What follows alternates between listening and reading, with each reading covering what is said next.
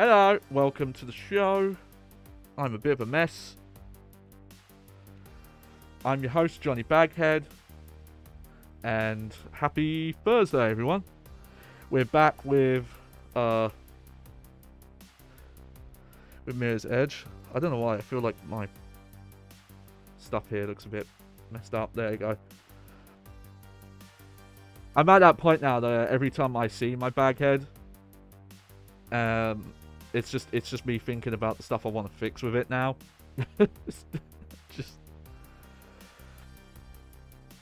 Look, I haven't had any sort of breaks for a very long time, and if I have, it's been very, very minor stuff, like I had to improve the padding on my puppetry bits or retape stuff. Yeah. Well, I get like that with music. Like sometimes I just have to stop working on music because otherwise I would never put it out. And there's a lot of music I've made I've never put out because I wasn't done with it. And sometimes people listen to it and they assume it's done, and it's like, no, that's not done. I have to look up who said it. It was in... I referenced it a lot. It was a Star Wars Special Edition documentary called The People vs. George Lucas. And this guy says art isn't finished, it's just abandoned. Which is like... Yeah, I really related to that. I was like, oh, that is true. That is... Like, no, you just have to stop working on it at some point. Heck, even with video games, like a lot of the time you listen to video games and you'll never find someone who worked on it who got every single thing they wanted in it. But here we are with Mirror's Edge Catalyst, and last time we left off, we had an NPC tell us about how flawed capitalism is and how society needs to change where everyone does equal contributions and shit. And, you know, EA made this game. It was very weird. I completely forgot about it. Like, obviously, cyberpunk fiction in general has that narrative and meaning. It's, you know, it's an entirely political themed subgenre. I just didn't know this game was so overt with it. She might as well have, like, that's the only thing that's different is she just didn't use the terms capitalism or socialism or communism. But that's exactly what she was talking about, and it shows you how stuff's changed, because I don't remember there being any discourse online about that dialogue, or people saying like, oh, what's with this game. In fact, most of the commentary just seemed to be about like, hey, why does the main villain, why is the antagonist, why does he look like the CEO of EA? And, you know, nowadays, it's become kind of a meme, but you still will hear people say, like, oh, you keep, yeah, like you're saying, take your politics out of my video games. You'll see him. I'll let you know when he's on screen. Yeah, your boy, potato salad. Welcome, hey, to the start of the stream. Hello, yes.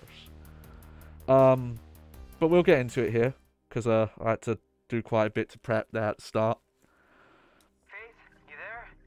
Oh. Nomad? You're alive. That was loading. I saw the news. Did they really? They did. Damn. And I just saw they put up one of those antennas. Oh yeah, last we left off, our main crew base got invaded, and our adoptive parent got taken, and as far as we know, he got killed by the Kruger sect people.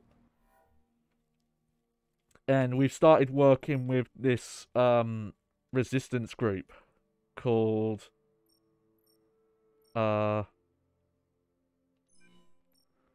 November, I believe they're called.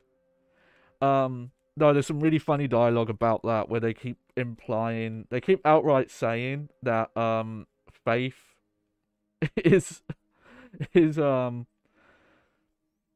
wasn't, when she was doing the runner job, she was like not picking a side, which I find really funny, because like any side that's breaking the law is the opposite side of the law.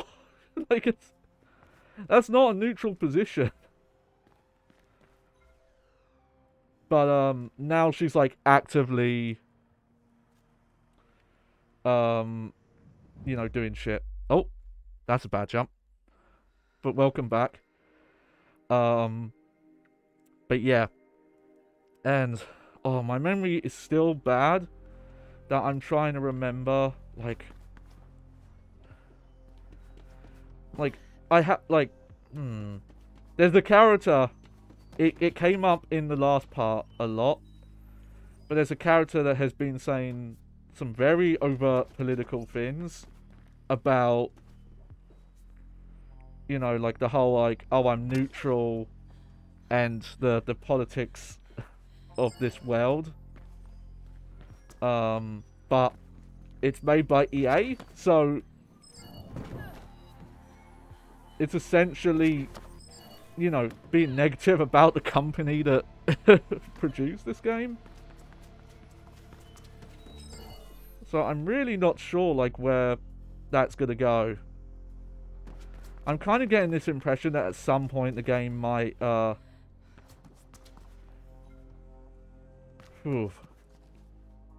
don't know, like, it's gonna be like, oh, this, like, it's gonna both sides the argument.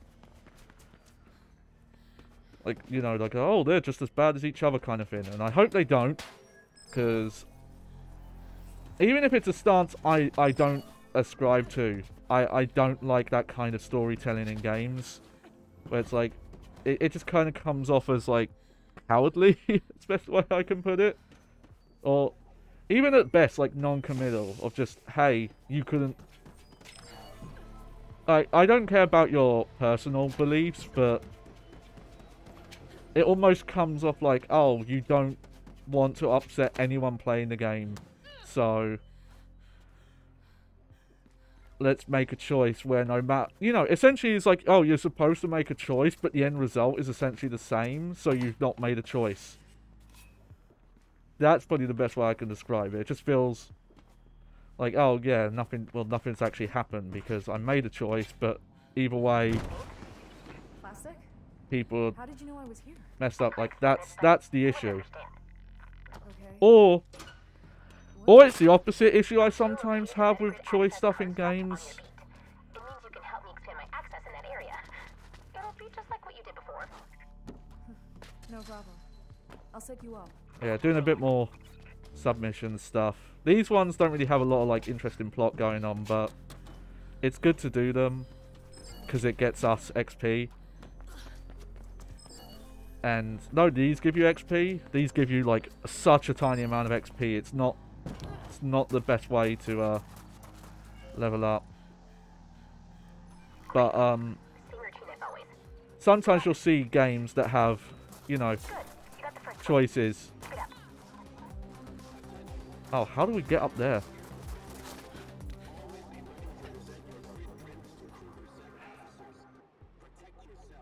Great. Same routine as always. Good luck.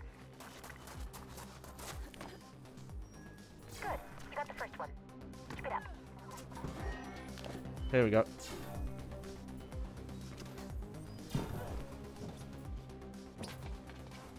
Like, yeah, this mission probably didn't need to have any story tied to it. This is why I keep insisting this game has the makings of, like, a really good Metroidvania style game. If it was just allowed a bit more freedom in the design and what you do in the world.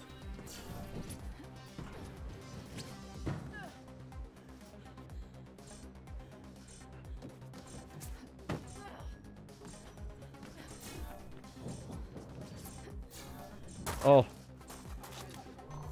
Oh, slow. EA doesn't tend to get into that stuff unless something is really successful. Great. Same routine as always. Good luck. Good. You got the first one. Keep it up.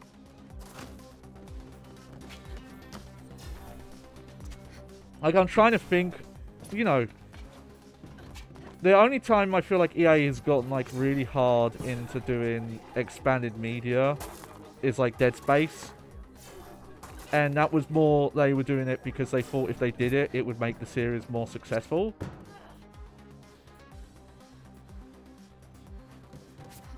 As opposed to, like, the way you're supposed to do it. Your boy says, I love when you play a game like the Picture Anthology series multiple times to get all the options, only for you to mess up the end. Yeah, kind of like Fake.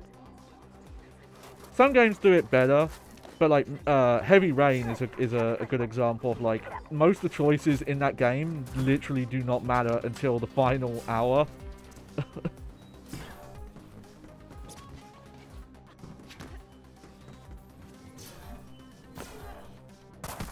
Oh.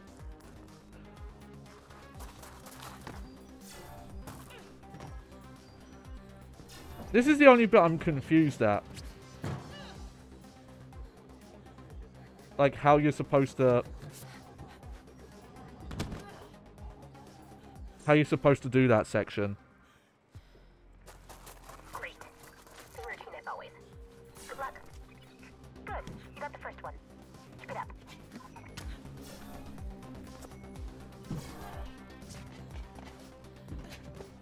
But I do... Yeah.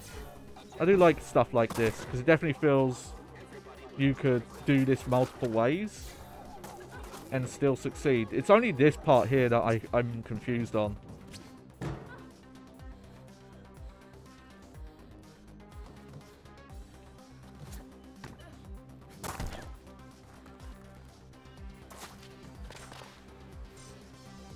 Oh, no. Okay. Because to me, it looks like you're supposed to wall run on that side wall there. But when I'm trying to do it, it doesn't seem to be coming out. Let me try one more time.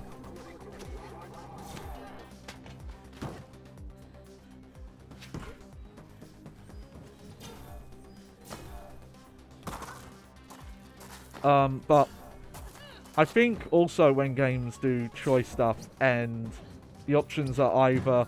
Oh, save the orphanage or literally kill every kid in the orphanage. Kind of stuff.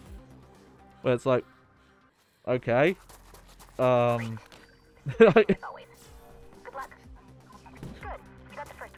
like, unless you're role-playing as pure villain, they never make the... You know, it's just, oh, do the good or bad thing, and the good and bad things are so one-dimensional. Like, why would you ever... It just feels like a fake choice, really, at some point, when it's like that. Oh, Bethesda Works, I'm specifically calling out because they're one of the worst for it. Like...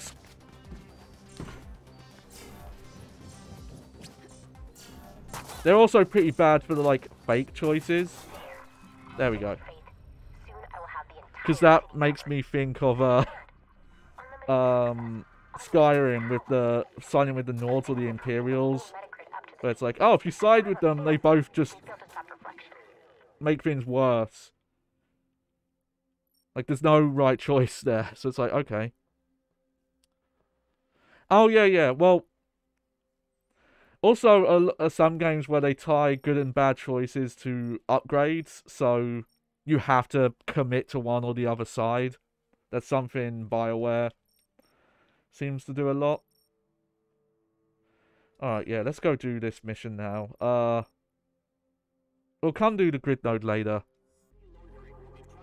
Mass Effect specifically is an example of that, because in Mass Effect, some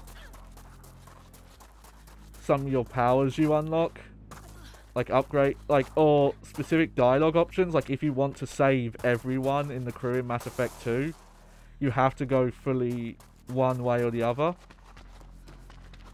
If you, like, kind of flip-flop on your options, Go live in the Greylands or something. But I probably wouldn't last a day out there. you suffer for it.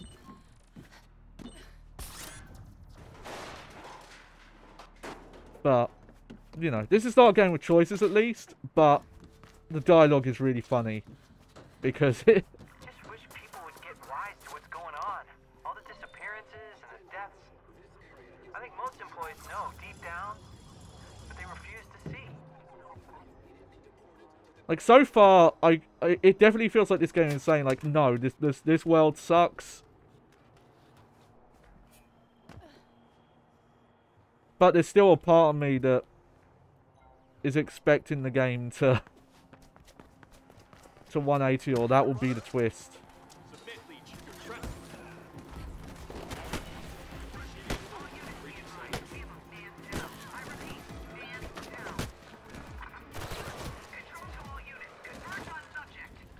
Oh yeah. Whee! Oh, hold on. But I actually don't remember. I don't think that's the way the game goes. But I don't remember what happens outside of like the final ending. Is this thing inverting my voice, or does it have a voice of its own? Oh, look at all these stupid chips.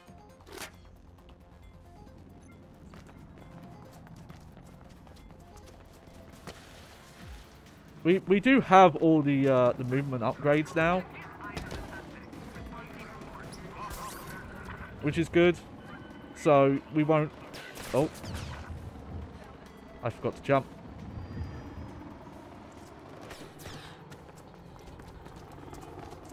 So we shouldn't have any, you know, like exploring an area and it's very obvious, like, oh, because we haven't got to this part in the story, we're blocked off.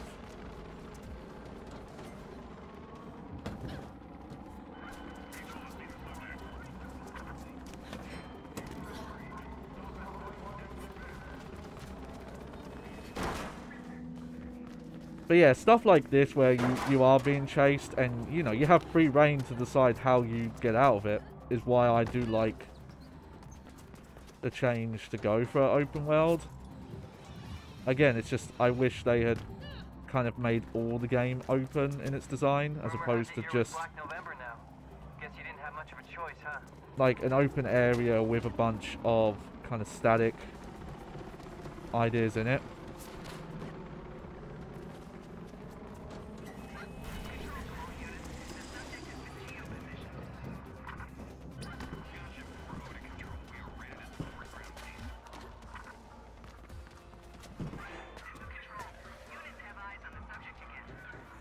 Oh, I've gone the wrong way.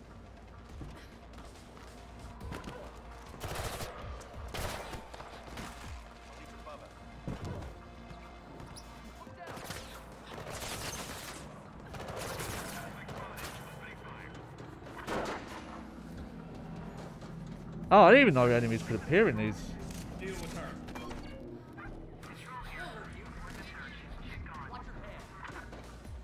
Oh, I gotta get some focus back. There we go.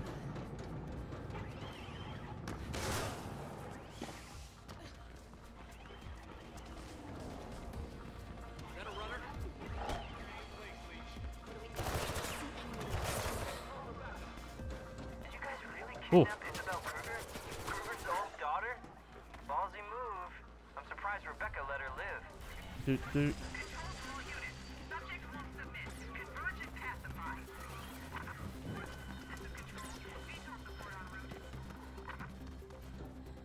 Oh.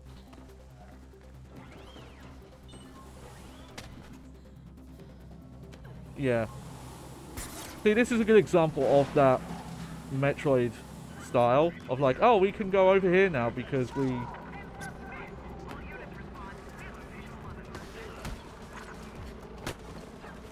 unlocked that power up, but that power up you just get for getting a certain you start in a certain story mission, as opposed to Metroid where they have the more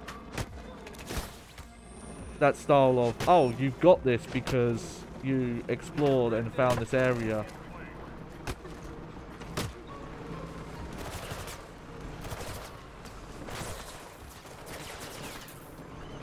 Who's shooting at me?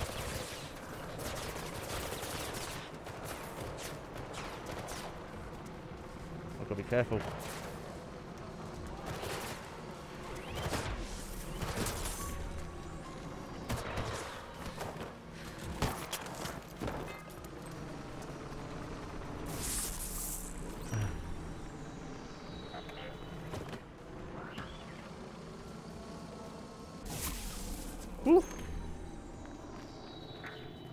So I noticed my XP amount for doing this, like being chased, went down. I guess because my threat level went down. Scratch one more tab. Yeah, you can put it public. Maybe Kruger will get the message. Better clear out before they send reinforcements, Faith.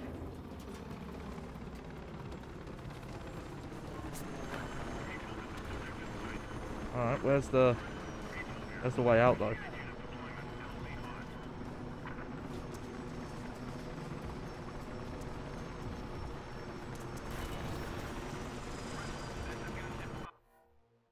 Hold on, okay. What's the... There we go.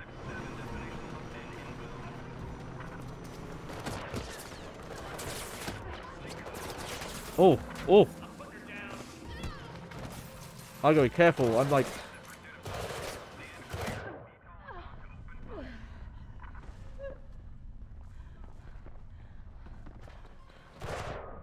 Oh! Oh! Okay.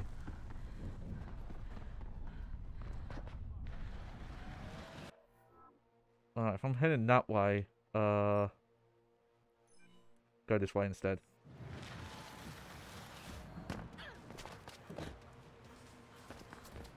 There we go. Yeah, 'cause as long as we have focus, we'll be fine.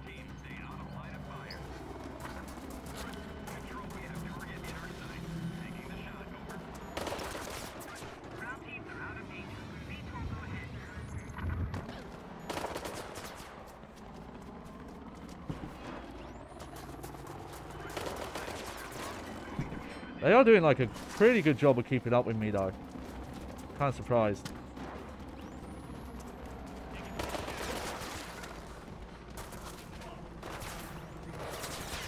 I guess that's specific to this mission.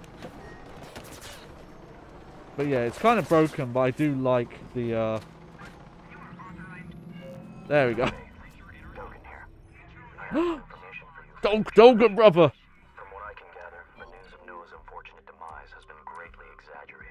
Oh shit, twist. I can't confirm it, and if he is alive, Kruger-sec probably sent him to the Greylands. But I'm sure an industrious young woman such as yourself will have no trouble uncovering his whereabouts. I might have. Alright. So there's our twist.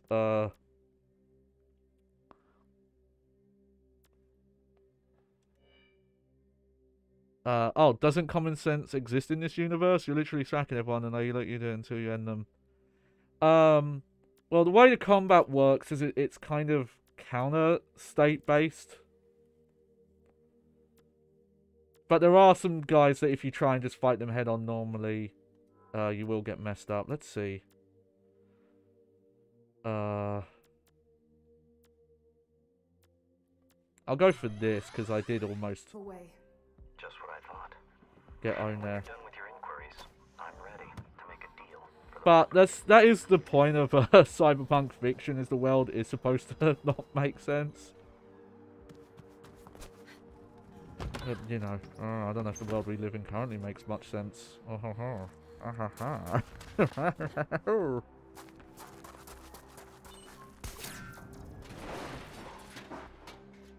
There's still all this stuff though. The amount of random NPCs you can find outside of missions.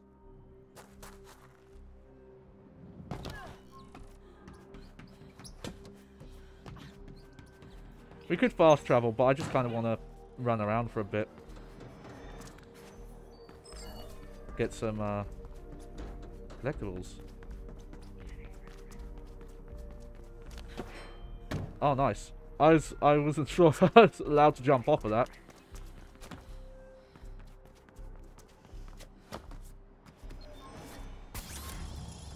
Woo!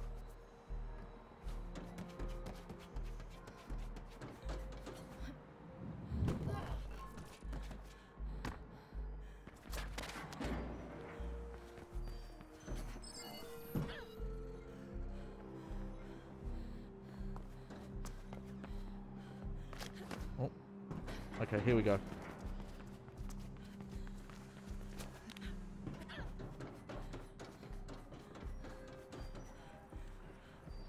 I should be able to... Hang on. Nope, never mind. I was trying to... I probably can make that jump to that rope, but I went way too high there.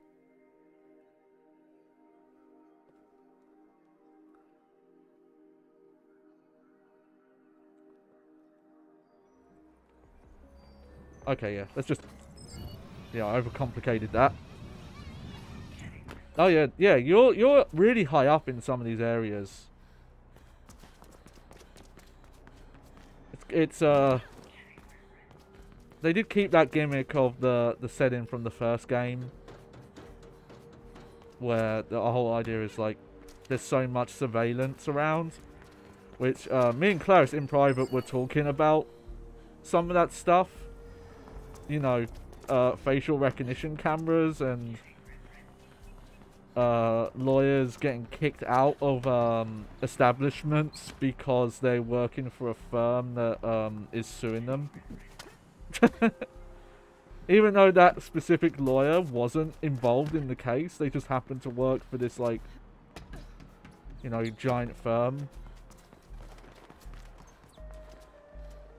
It's like, yeah, that's the future that Mirror's Edge 1 was, like, made up as, like, a scary dystopian.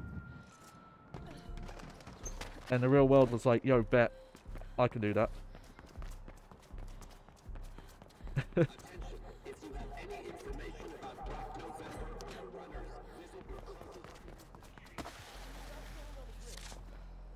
there, submit.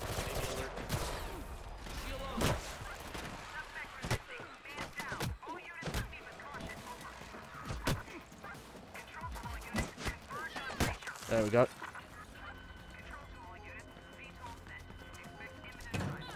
It's a shame because there are some, like, interesting ideas in terms of, like, all digital futures or physical upgrades. Like, as scary as having a chip in you is, some of the ideas of what you could do if you did have, like, a chip that was tied to your identity. So here's like a hypothetical, like someone couldn't steal your credit card or clone your credit card because only your physical DNA will unlock it. But then also that gets into like cyberpunk future where people's like bio data is being hijacked and like hacking is oh look, hacking is just like the equivalent of stabbing someone in the brain.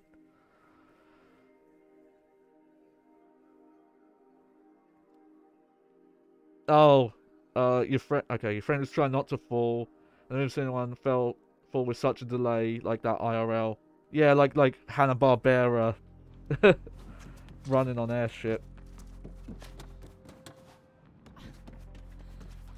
It's weird what some people are able to do when adrenaline kicks in enough and defy what we understand about human ability. There's a runner bag around there somewhere, but I'm not going to worry about it.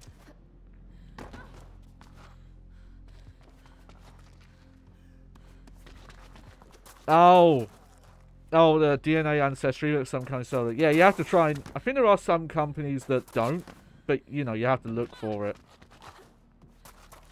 But it's also like, what? Like, why that data is even useful to someone is kind of weird to me. Like, why someone needs to know that.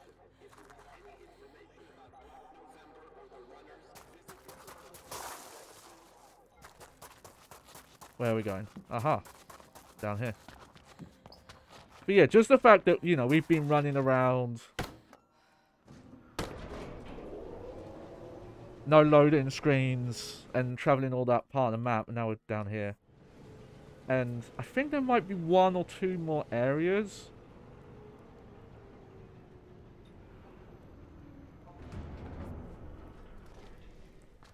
We haven't...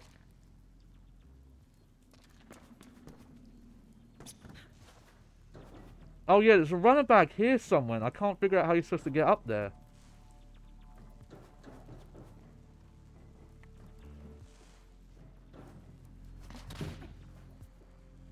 Hold on, is this it?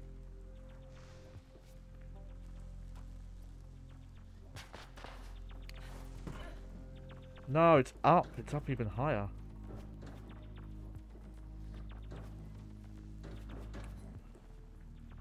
Yeah, there's... Yeah, there it is. I can see it even. How do you get up there?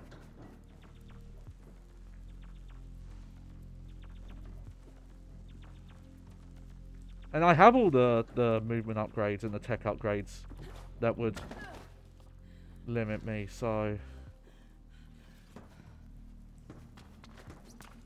I'm not going to go for it. I'm just going to look around for a bit longer and just... I really can't figure this one out. Okay, that bit doesn't have the railing. Okay, I think...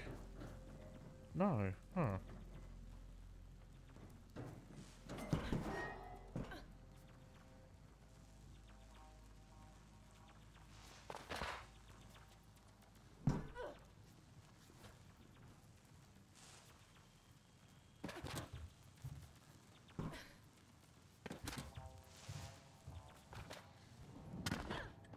Oh, okay. You know what? Just don't worry about it. If I ever want to get all the bags, I'll do that in my own time. I know I have affinity for bags. Oh! I think that's it. I just got to figure out how to, how you do a 90-degree turn there. Oh! Oh! Oh! I did it! Oh! Oh, shit! I don't know how I did it, but I did it. See, this is why I love Mirror's Edge. And even this sequel, despite it having more wasted potential than the first one, is that you can do some, like, really wacky movement shit and get pretty... into some, like, pretty interesting places. Oh, that was just... I don't even know how I did that, but that was awesome.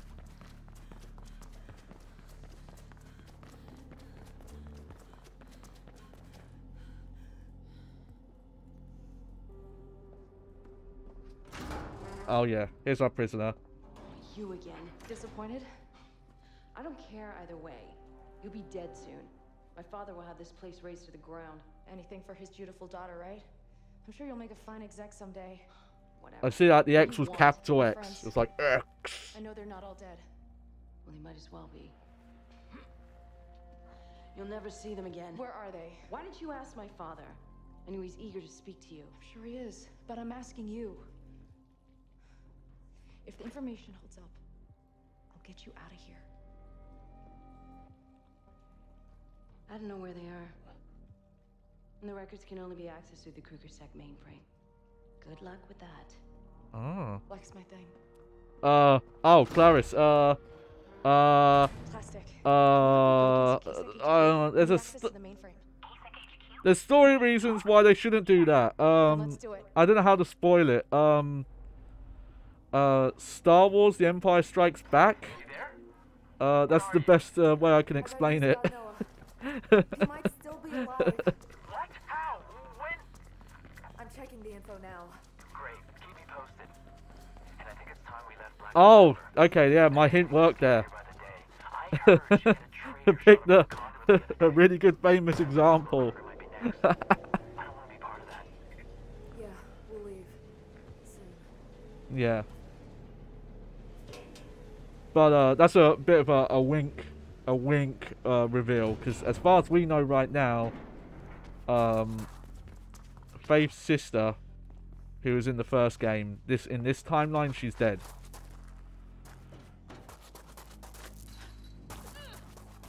And that's like the evil bad guy's daughter, but obviously adopted if you see him, because he's not Asian.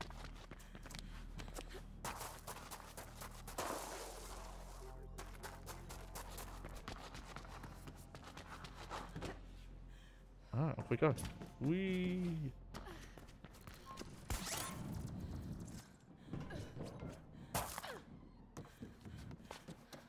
But that area there I just went through kind of shows you that though it's cool to have the open world, there are a lot of areas in this map where it's just... There's one way to go and that's it. And that's something that could have been improved. But I think a lot of that might have been just like engine and generation limitations. How far have we got to go actually? Oh, you know what? No, I just I didn't realize that how far away this mission is. That's the other side of the map. Yeah, I don't think we've been to this pier area for a while actually. So yeah, we're just gonna fast travel. Oh, okay. There's a grid node there I haven't hacked. Okay, how about this one? There we go.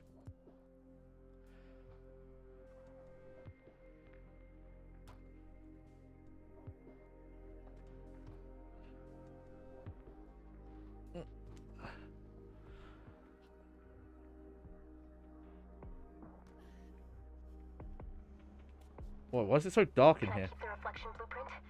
It's beautiful. There's so much interesting stuff in it. Oh, it just hadn't loaded yet. It's weird. Apparently there is a grid node around this area, but it's not on the map yet. Maybe because I haven't done the other grid node first. Oh yeah, we haven't been here for a while. That you inject, it's full of nanites that merge with your body. It connects you to the grid permanently. I guess that's what they mean about become the grid. Once it's calibrated, it can also regulate your health and stress levels. Can't people do that on their own? Oh, okay, so this is basically just the Patriots system from Metal Gear Solid 4. What was it called? Oh, what was it called?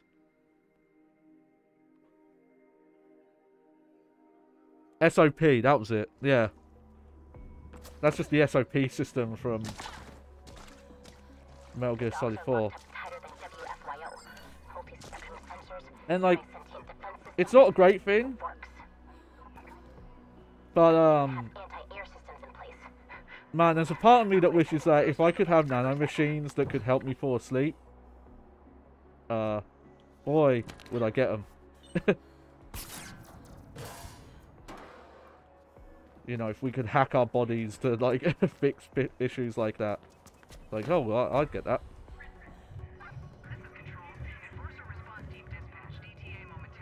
Oh, I think I got caught on camera.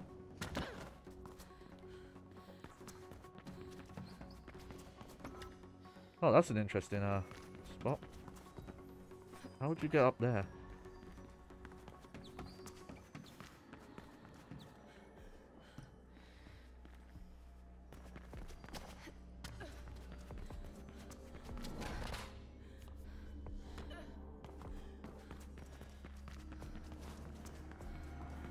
Let me see.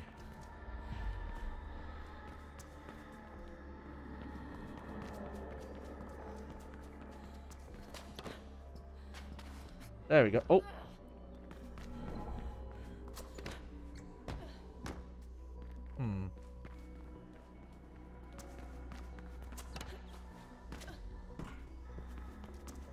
Oh, what am I doing? That's how you do it. Yeah, I just gotta time it better. I have to say the audio design of this game, like all the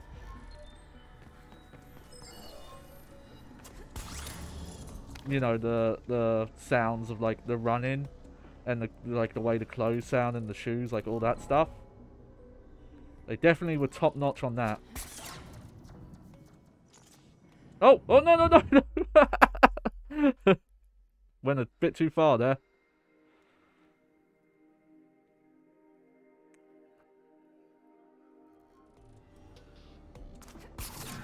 Alright, how do I, Nope. I'm trying to, like, come off of that without, going forwards. I wonder. Okay. There we go, there we go. Oh, that's an awkward one to get.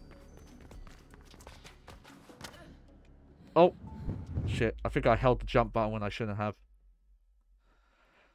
Oh, sorry about that.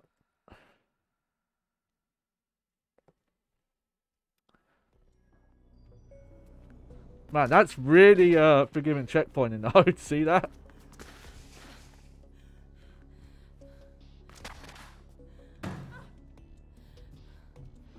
It's a shame. We have the faster climbing, but we don't have faster climbing for, like, that stuff yet.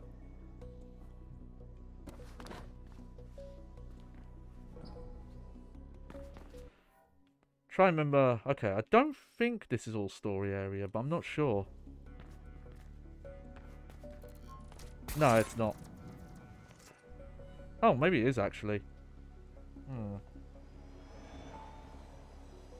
Because again, there are some areas that you only can get to in story missions, because there's mods I found for the PC version that let you come back here whenever you want. Oh yeah, this is like the high class area, I bet. Or sorry, high caste area. Oh, very sneaky, EA. No, I think this is a whole area you can get to.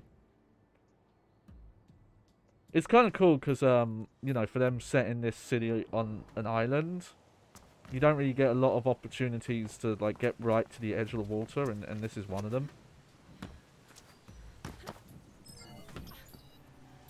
Oh yeah, if there's 44 grid nodes here, that's a whole area.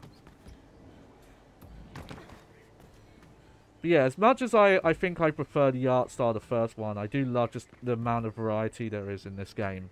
Like, the different areas do feel pretty distinct.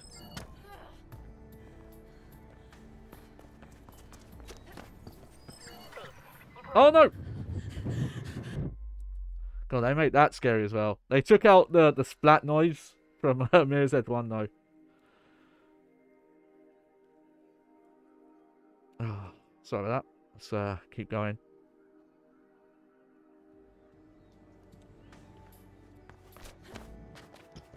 There we go.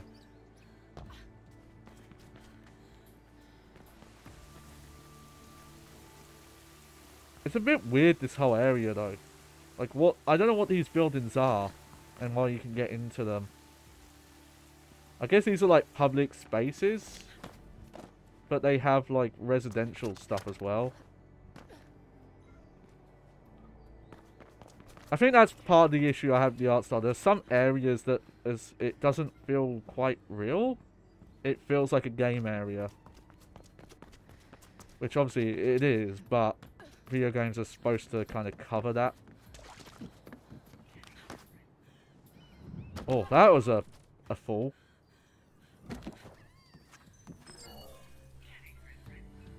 Oh. They're trying to scam me again. Like, look, we're inside of a building now. There's a fridge and everything, but there's no one here? I guess this is supposed to be an area that's not in use yet. Is that the narrative? I have never seen these studies. Is this something Dr. Malice requested?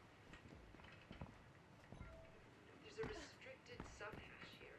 I'm supposed to have full access. Oh. I don't know what happened there.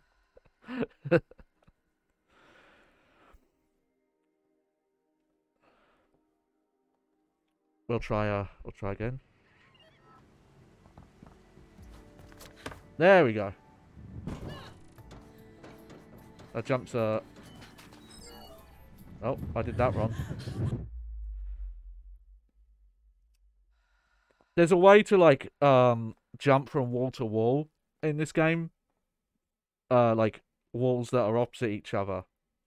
But I did it wrong there. Where you don't have to like 90-degree turn. Yeah, I think that was the problem. I think I should have turned the camera a bit.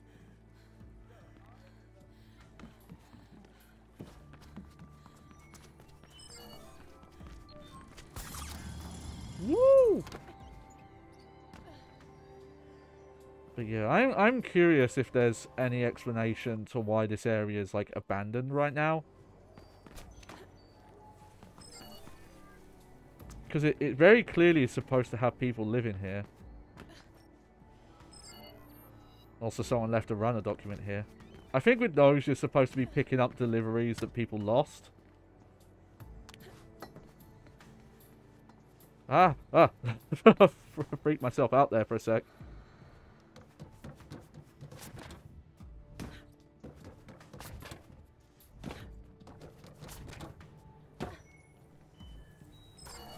There we go.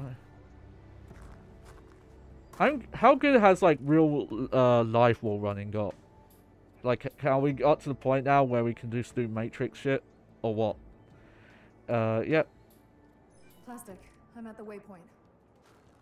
Good. Wait a second, and that's it. There's already a VTOL patrolling near you. I'm having them respond to a policy breach. Make sure you get on it. Somehow.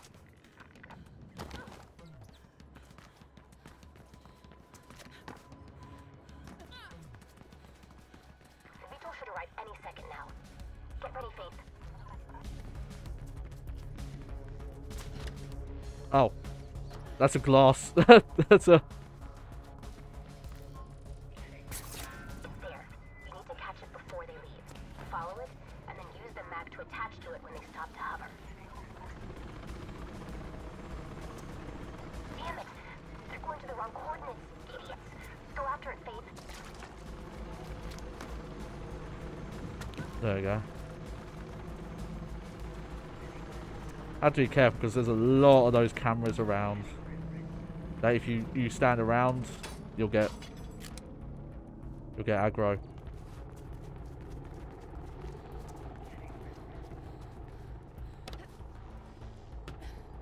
Stay on the VTOL. They should be stopping somewhere ahead to check on a building.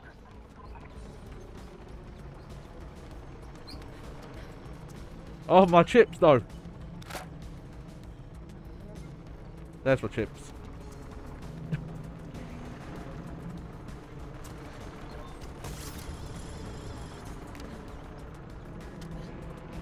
Let's see. Alright, yeah, just keep going forward here. Pick up a recording while I'm at it. That's about it. So what does Henry say about the situation? I haven't been able to get a hold of him for 2 days. If Dogan is involved, don't count on ever talking to him again. What am I supposed to do? I'm scared. You should be. I'll talk to some people on the board, but I can't guarantee anything. My pull isn't as strong as it used to be. And your recent endeavors have exactly helped. Finally. That stupid pilot can't navigate at all. I got them to stop. Use the mag before they leave. Which way am I supposed to go? Oh, here we go. That fade to white was a bit obvious that, I feel a bit exposed here, Plastic. Don't worry. You're shielded by their interference field. But what if someone sees me, you know, with their eyes? Oh, well, they probably won't. oh, we do get a good, cool look at this area. Okay, where do I get off? At the landing pad, of course. Then make your way through the maintenance tunnels to the big dog, where their service desk. Oh, the big dog! Oh, there you go. This is a high cost area now. Faith, they're diverting the VTOL to construction. You have to get off. What the hell? I can't let go here. No, don't kill yourself. That would be stupid. I mean, get off when they pass by the building.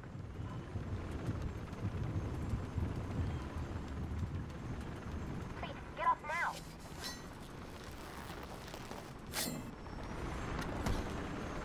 Oh, didn't roll. Top of the puck. Nothing broken. I think. Sorry about that. Okay, yeah, this is definitely a story area. Because, you know, how else would you get here? My override didn't work. You have to make your way over to the big dog. The big dog! Why is it called the big dog? Ain't no Roman Reigns in this game, I think.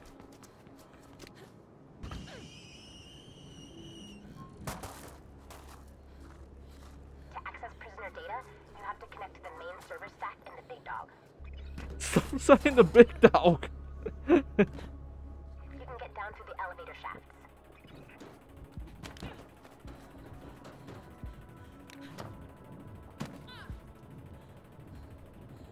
I thought I heard it.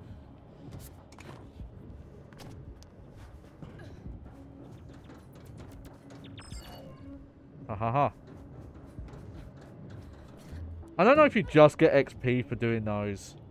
I hope not, because honestly, getting to, like, max level is not that hard in this game. You don't have to get even close to 100% to do it.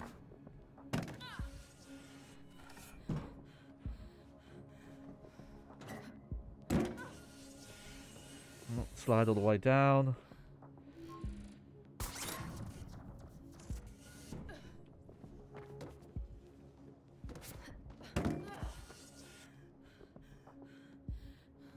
And then, yeah, across here. Oh, no. I didn't mean to jump off. Oh, no. Oh, well. Disrupting stun drones and turrets destroys them. Oh, yeah, I haven't brought the disruptor yet. I should probably get that. Because it is useful. Just, you know, auto stuns everyone.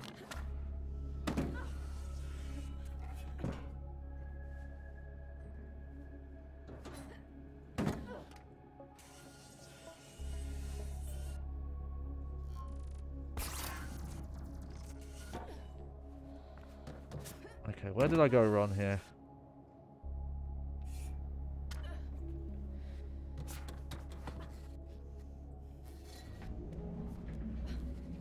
Ah, here we go.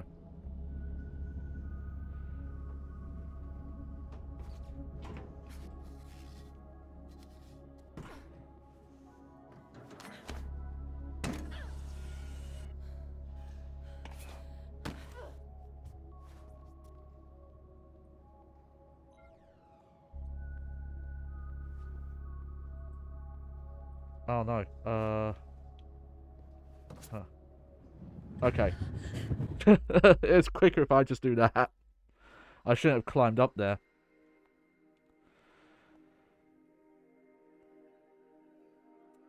Black November Intel upgrades make different enemy types easier to take down. What is that referring to exactly?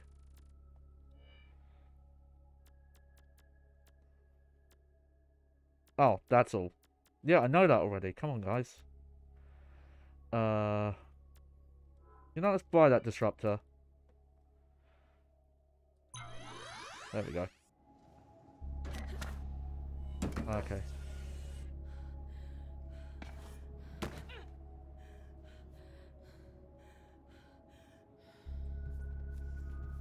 Here, let's go down a bit.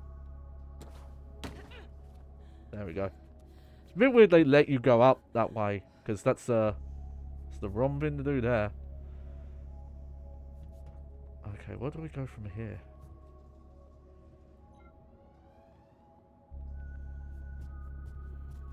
Alright, like this? Can I make that? Oh yeah, I was thinking of Mirror's Edge 1. In Mirror's Edge 1, you definitely could not make that jump. I do, and it would be a tremendous addition if we didn't have to rely on visuals alone. I'll talk to Director Sorg. They let you get away with a lot more What are you doing tonight? physics bending movement in this game. I was thinking, I'm at the bottom of the elevator shaft. What next? Let me check. Yeah, you're close to the umbilical. Make your way through maintenance to the outside and then cross there.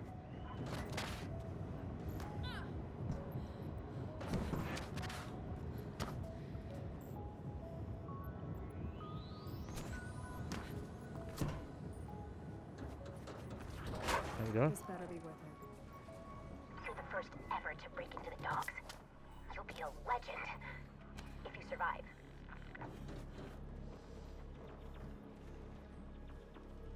Oh, damn. That's glass there. Okay.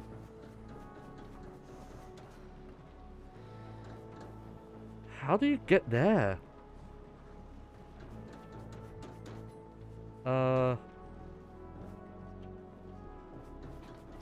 Huh. I think I know. Let me try. Whoops. Oh, messing up way too much today.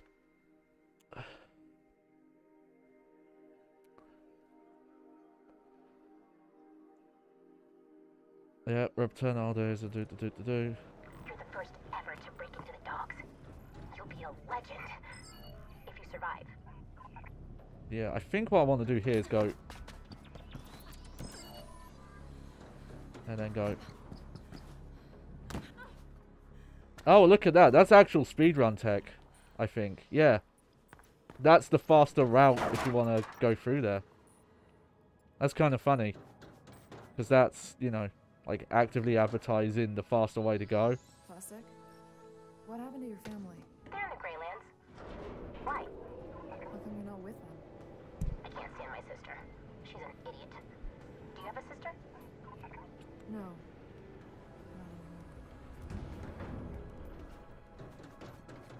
Once you get to the fan system, you're at the main Oh, service okay, deck. nothing over there. That's the heart of Krugersec in glass. I wish I could be there.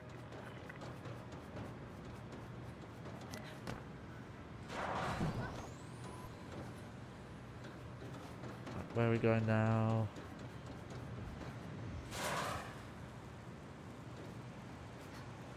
You should connect to one of the priority switches. Then I can take it from there. Oh yeah, in these crazy server rooms. See, this is what I want my room to look like. Like I'm inside a giant computer.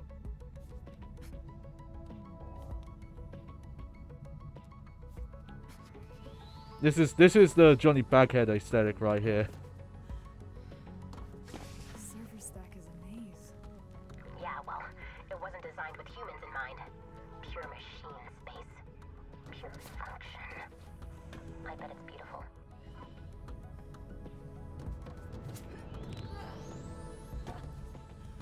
Alright. Also, you should know that when you connect me, we will be noticed. I can delay the security routine a little, but it's impossible to avoid detection completely. I'd ask you to describe the room, but I guess you're busy. Are you busy? No, sorry. Forget I asked. I'm sure you are very busy since you're not saying anything. Kuma says hi, by the way. He seems to like you, and he doesn't like anyone. There's something wrong with his emotional response. Oh, I pushed that too far. Yeah, that's not jump you can make. Okay. Oh, speaking of this game, just reminds me. So I didn't watch it live. Sorry, forget I asked. I'm sure you I ended up sleeping quite early yesterday, but then ended up sleeping for like 12 hours. I must have been really tired. There's something wrong with his emotional response algorithm, but I can't find the error. But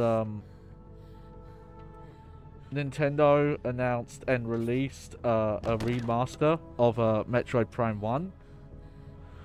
Though it's, from what I understand, it is like a full visual upgrade. Like they redid the whole game. And I'd like to stream it, but I've been told the price is. So I think it's about £30. It'll be around that. It's $40 US. I don't know what it'll be on the UK shop, but it's probably like 30, 35.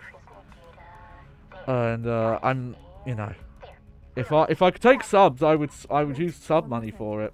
I'm not quite there yet. About Isabel Kruger. Searching, and there. Done. Now get out. I'll start the decryption. I managed to delay the alarm, but it'll go off in a few minutes. Fastest way out is to ride the Emily shuttle leaving from the main lobby.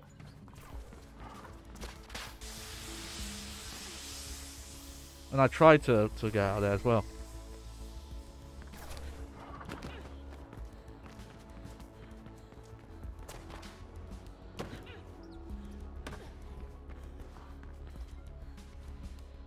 Oh, there we go. Just to kind of look at a game, you know, that has some traversal exploration and obviously, you know, like as you play you unlock more traversal options. Oh, I went the wrong way. Which way am I supposed to go? Oh. It was so white I couldn't tell. I'm at the lobby.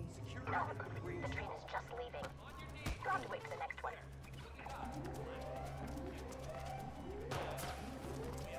All right, you're on full alert. I hope you make it.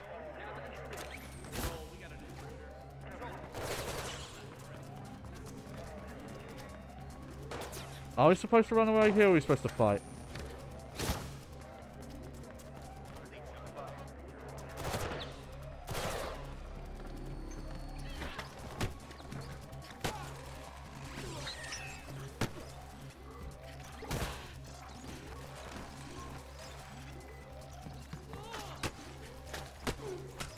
Yeah, disrupt your ass.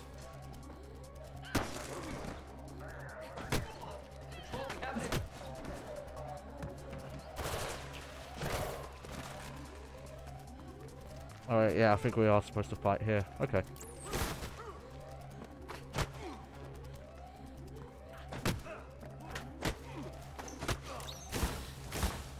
Ow, don't do that.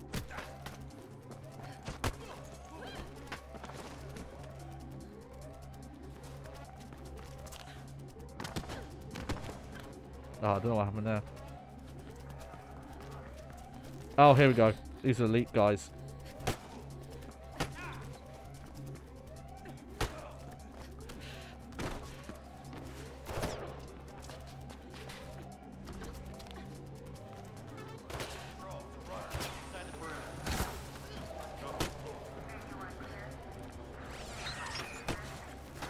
The next train should have arrived. Get on it, and I'll make sure it gets out of there. Oh.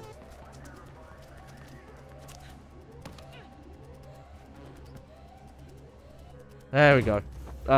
Not quite that elegant, but we did it. Faith, there's a utility access way up ahead. I'll slow the train down so you can get off. Oh. Shame they didn't redo like the riding the train bit that Mirror's Edge 1 had. There is. He's been sent to a place called Kingdom. Nothing on where that is, though. I might have a way to find out. Okay, I'll check up on Isabel Kruger next. Thanks, Plastic. Talk soon. You guys aren't that good at your job. I got out of there fine. Yeah. Alright, how long? Okay, not that long. Alright, new upgrade. Let's see. High ground over swings. I'll go for that. Then I'll probably upgrade the... Let's see. Okay, the next story mission's like right here, so...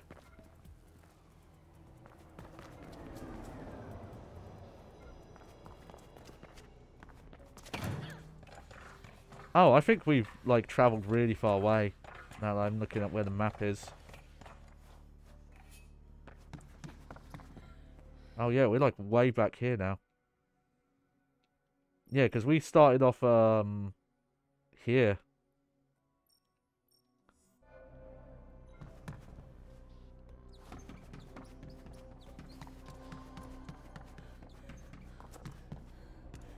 Up we go.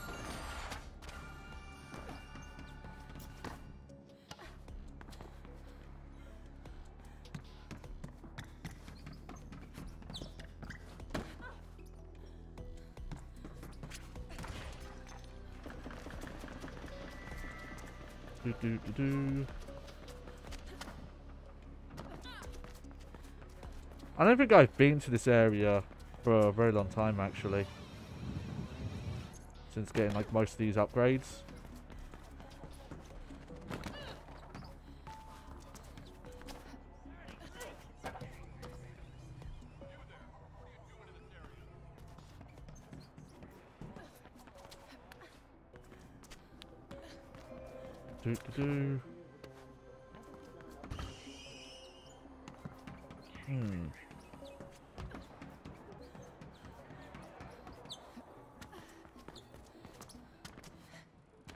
Yeah, it's just chill sometimes, just to move about.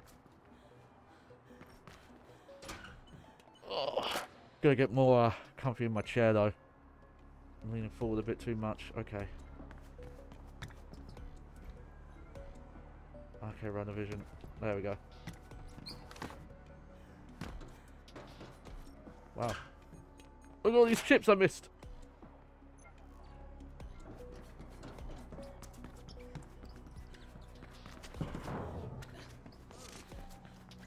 On the ground. That runner.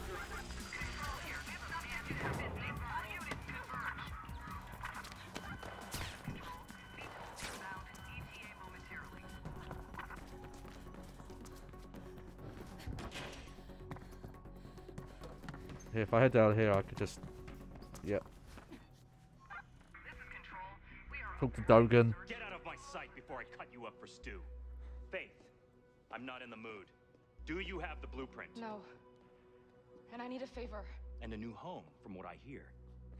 Do you also find it mystifying that I keep on giving and get nothing in return? Please. I need to find a facility called Kingdom. Noah's being held there.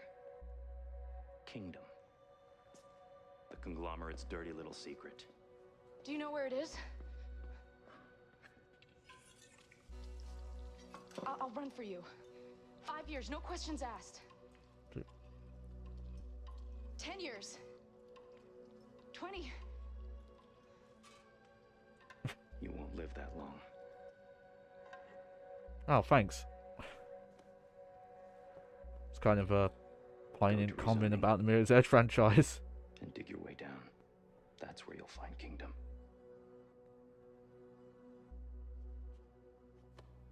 Thank you. I don't know what's up with this guy. Like, who is he? He just cooks all the time, but he's like the most scariest person in the world. Faith, are you there? Plastic? Finally! Guess what? Isabel Kruger is not Gabriel Kruger's biological daughter. Yeah. He adopted her.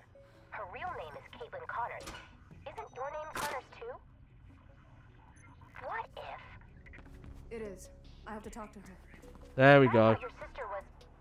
Oh. Yeah, we let him cook. He's a good cook. I just don't know what his job is. He's an illegal cook, maybe? Your sister, Faith? The plot thickens. I've sent you the approximate location. You know, for such a, I guess they thought that story point was obvious. I'm Plastic. Faith's friend. That's a very, like, nonchalant way to announce that story point. Should have something for you when you've talked to Isabel. Let's see. Where are we going? Oh, that's way too far.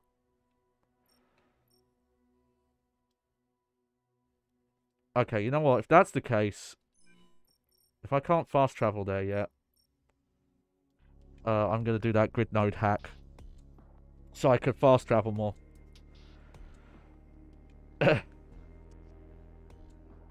I forgot doing these grid nodes gives you fast travel points, so we do want to sort that out. But,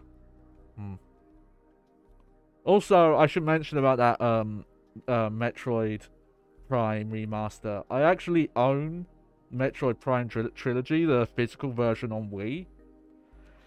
So, you know... Oh, hey, you're just here. The idea of, like, rebuying that game for a game I already own, you know? Even just to see what the remaster's like is, like, quite a tall order. It's like, yeah, sure, you get, like, really nice visuals. But the original game already looks really nice, and the Trilogy version uses the Metroid Prime 3 Wii controls that are actually really good. And I found out that the remaster has an option to play it like that as well. So it's already kind of, you know, I already have a good version of the game. And a kind of rare one at it as well. That physical version had a very limited run.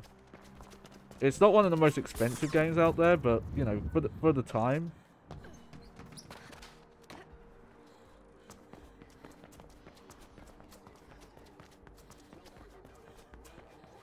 At least it's not full price, because I was entirely expecting Nintendo to sell it full price.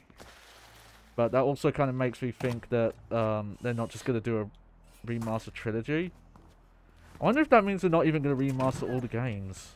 Like, I'm hoping they're not just going to piecemeal put them all out, but that...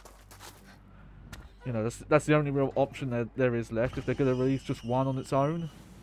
You know?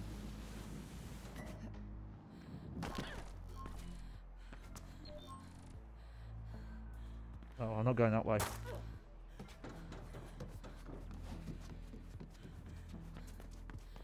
We'll see. But yeah, that's kind of where I am currently with newer games. That unless, you know, someone wants to support the stream and help me get it, I'm not really spending money on it.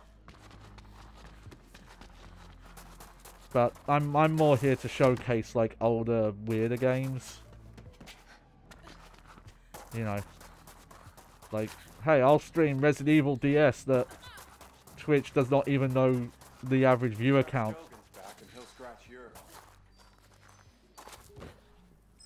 Hold on, let me do this grid open first, dude. I'm not gonna mess around with most of those the deliveries on stream because they aren't, you know, it's just hey, run from one point to another.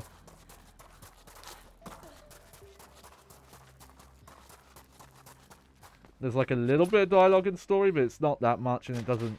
It's more world building than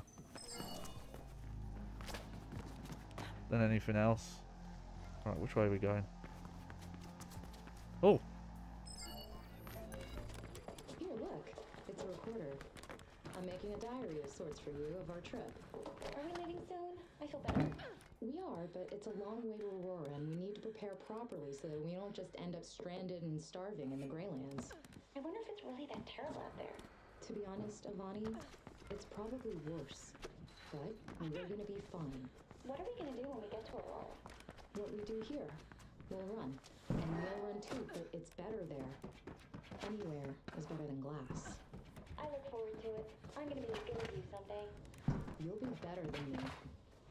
Hey, what happened to that girl who was here? The one with the tattoo around her eye? She was Oh. too, right? Her name is Faith. Kruger-sec took her. Hey, they're talking about me. What the fuck? She seemed nice. Well, it's time for you to get some more rest, young lady. I'll come check on you again soon. Alright, here we go. We'll do another one of these quick.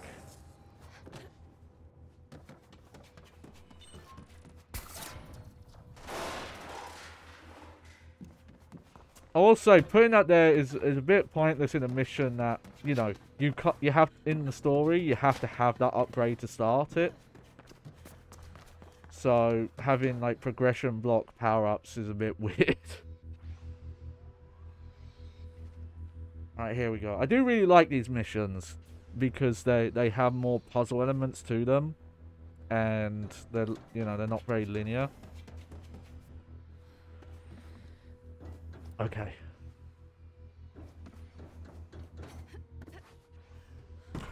This is a very different looking grid node place though. It's like under construction still.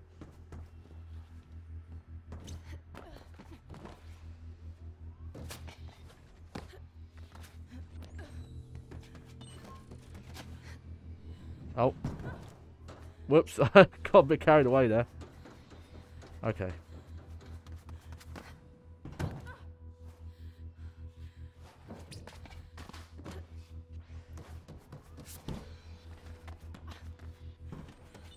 Okay. That's alright, because that's fun.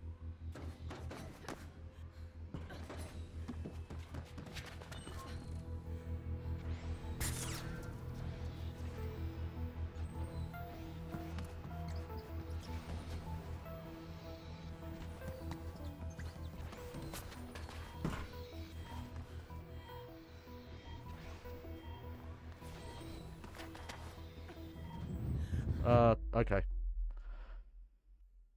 Sometimes doing the double wall run stuff is like a bit tricky.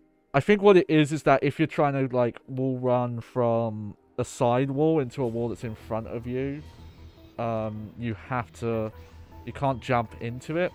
So I have to make sure I'm touching the wall and then press jump to run up it. Let's see. Actually, it might be easier if I just 180 run off the wall behind.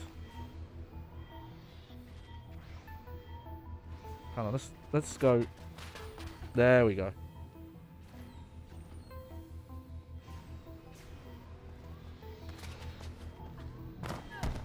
Oh. Messed up there.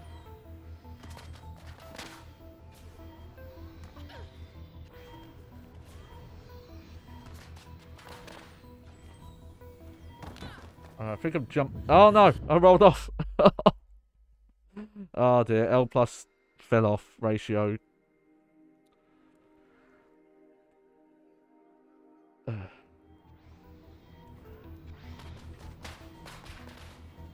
Oh, and I went too early there.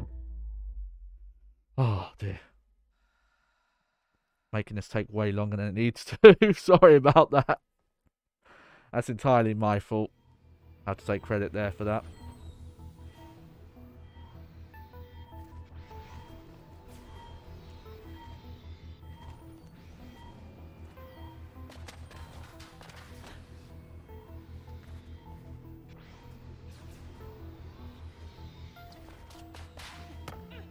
Huh.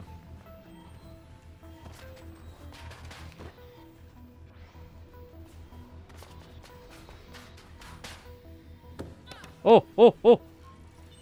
Oh, that was close. Made it though.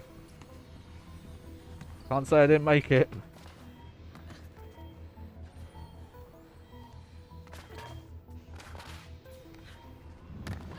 Oh, oh dear. There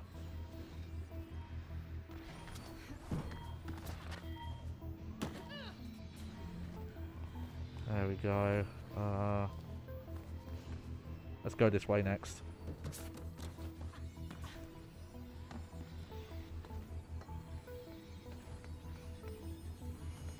There we go.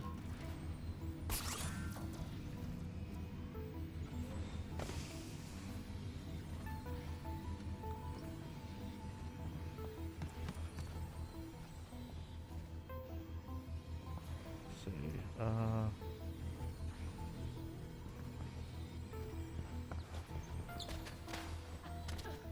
There we go. There are a few times you're allowed to hit the lasers, but I'm gonna try and go for the least as possible.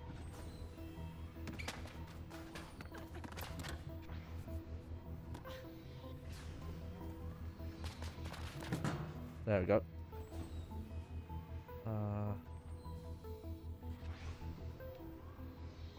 Wait. This is a weird place. Why they let you go up here? 'Cause this is a dead end.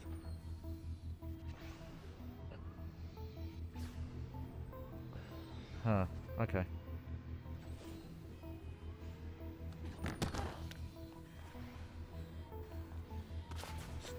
Yeah, go here.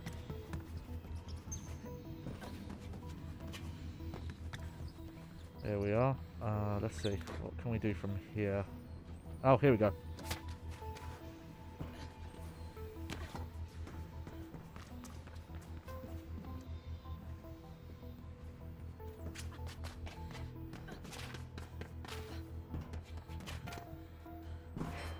Oh, oh. Gotta be careful there. Accidentally doing the step up jump. There we go. Oh. Right, here we go.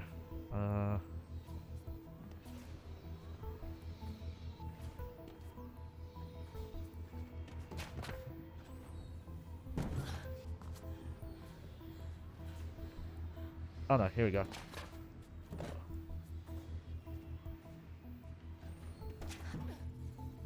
Maybe I'm the weirdo and people don't actually like these, because you know, a complaint of the first game was sometimes in puzzly areas it kind of like broke the flow of when you can move through an area and you don't have to stop.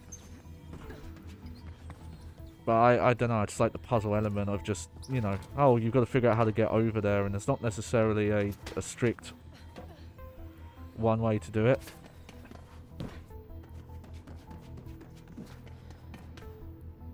Oh, that's a big risk I took there. But that worked out for me, so that's good.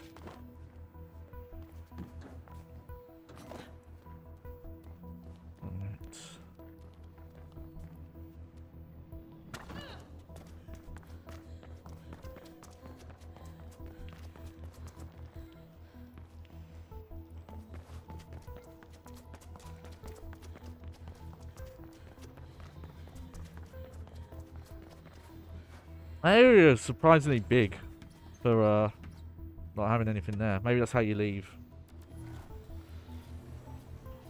Alright, is this a multi one or is this just the one we had to get to? Because there was another version of this mission where there was like multiple nodes we had to hack in the same building. Oh no, it's just the one. Okay, good. Whee! Okay, that's just fun. That's just good, clean fun, that is. Yeah!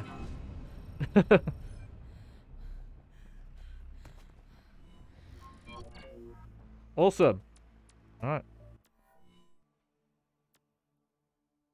Okay, that's good.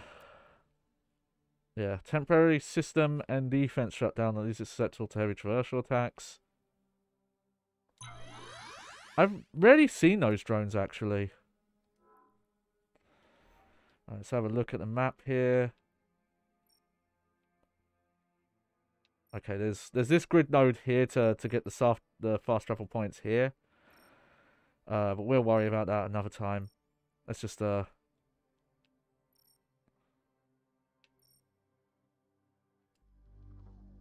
just keep on with the story.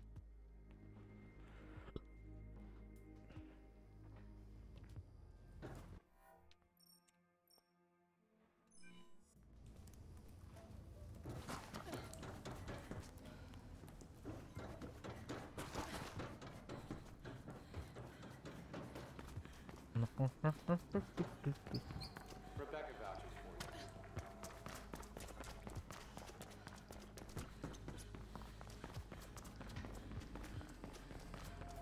you. Alright. Got some big news for you. She's gone.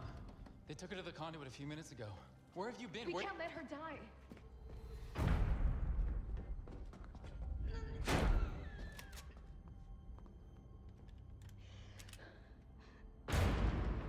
Stop!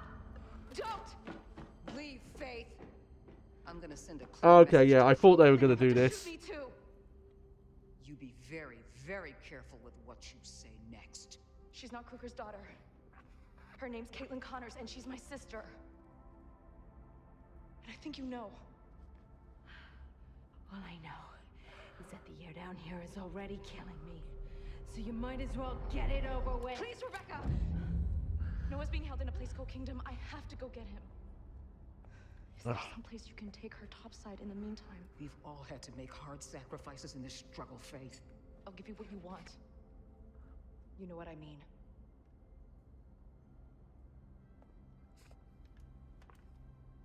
You have till morning. Don't disappoint me. I thought they were going to do something with this woman.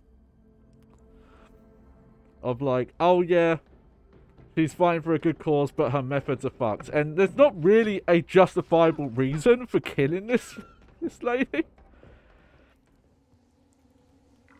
I found a way below for you. Waypoint sent. Hi, Faith. Kuma says you should watch Like, yourself Jesus out. Christ, game. Kingdom sounds like a bad place. But also, maybe they put that in there just because they wanted some sort of like threat to her life and they couldn't figure out how. Look for Noah. I'm coming with you. I'll wait for you by the blast door. Alright, how far are we running? Okay, not far. Good. But yeah. I can't remember if they do anything more with that character of her. Expect comm problems when you go into the tunnels. Speed coverage will be very limited. It's really deep. I wonder who else the conglomerate is keeping there besides Noah. Your friends call them undesirables, but that can be anyone, right? Alright.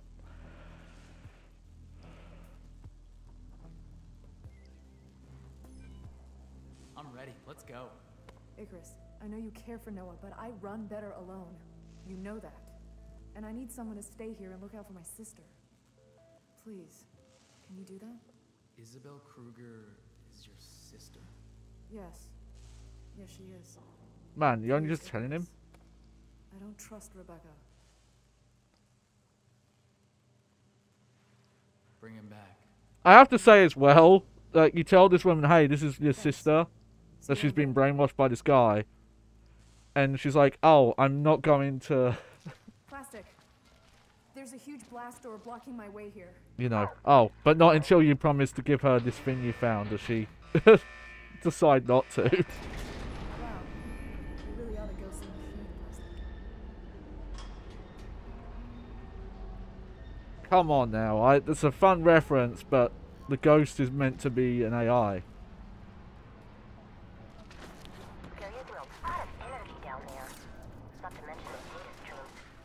The frequency patterns are similar to Can't frame rate. security hubs. They must be connected somehow.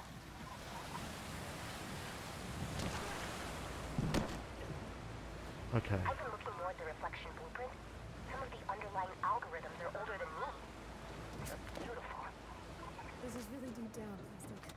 That's what I said. The conglomerate obviously wants to keep whatever's down there out of sight.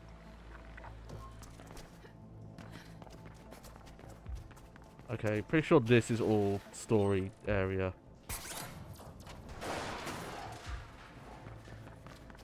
Oh yeah, definitely. Look, yeah. I'm there. It's huge. Good. See, I figured out what those new security hubs are for. They're mirrors for reflection. It's a whole new grid connecting everybody who's ejected. The more I hear about reflection, the less I like it. Me too. I've designed an interference scrambler. The reflection signal won't work in my place. Just like that? Of course. I just have to calculate the frequency alternator. Plastic? Yeah, I'm here. Rebecca is moving Isabel to a safe house above ground. Your sister really can't breathe down here. There's something messed up with her lungs. I'm going with them, but I'm not sure what Rebecca... Icarus? Icarus, you there? Plastic. Guess I'm on my own. Alright.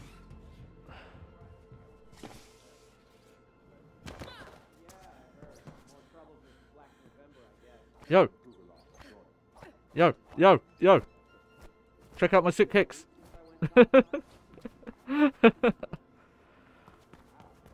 They just did not hear me at all. That's really funny. Where's the map say I am? Oh yeah, this area still.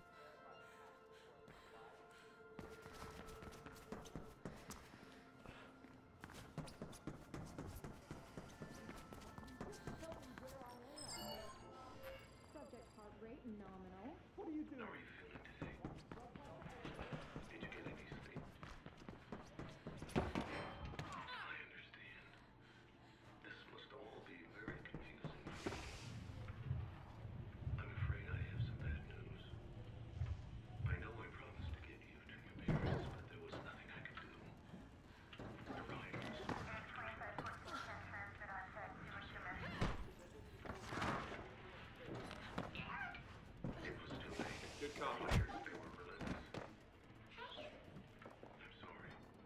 Oh, there we go. Apparently, Kruger recorded himself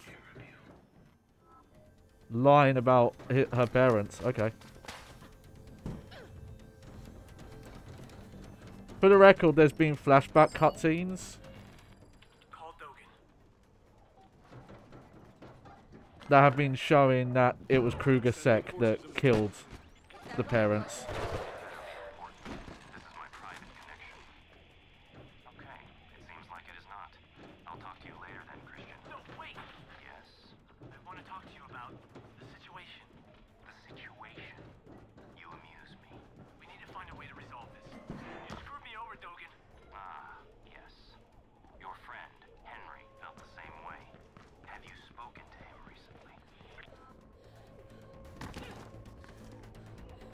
Yeah, there's actually a lot of lore behind those audio logs.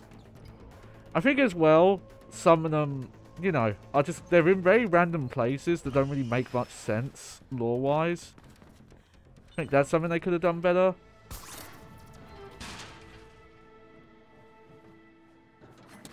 But again, it's part of why I think you could do some minor adjustments to this game and giving it a more, you know, environmental storytelling style. Yeah, let's do that. Yep. Especially because, again, they put a lot of lore into those audio logs.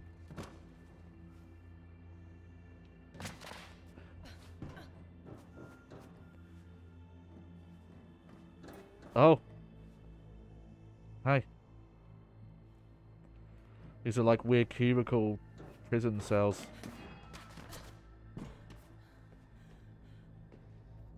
Ugh. If I remember, this is like quite a fucked up thing you find out about.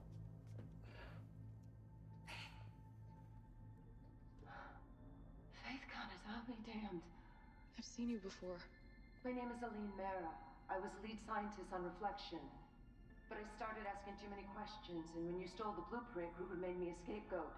I don't get it. Reflection is just a new way to connect to the grid. Why is it so damn important to Because everyone? once you've been injected, the conglomerate will keep track of everything you do. They'll influence your emotions as well. It'll be the end of free thought as we know it. Kruger spent almost 2 decades on this. Ever since you acquired your mother's neural interface algorithms. Babe, you have to get me out of here.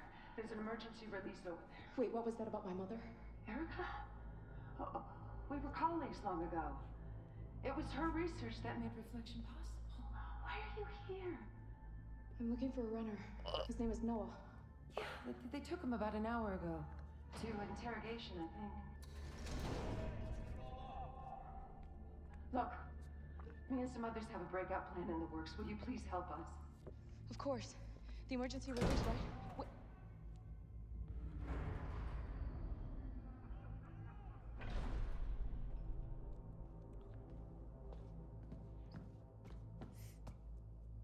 Well, there you go. There's no time to lose. Look for the emergency release terminal. I'll help you as soon as I'm out of here.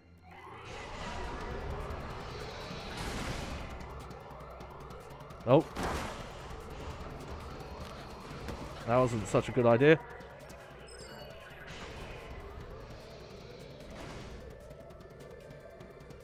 Man, that's a cheeky hidden document, considering. Especially like running away here.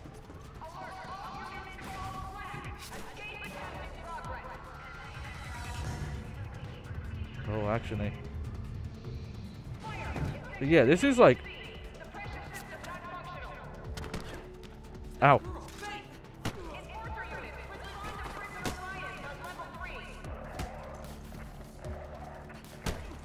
This is very similar to that idea of the SOP thing. But I don't know. I feel like there are some people out there this would be their wet dream. Like that weirdo who's putting people's computer chips in people's heads right now.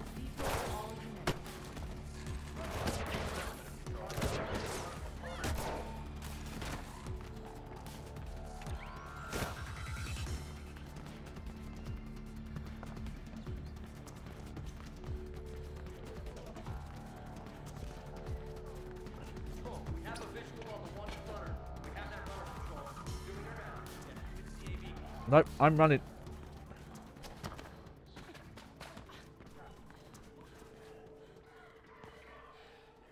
Wait, hang on. Where am I supposed to go? Oh, there we go. I couldn't see that. Where is she? Answer me. There he is. There's Andrew Wilson.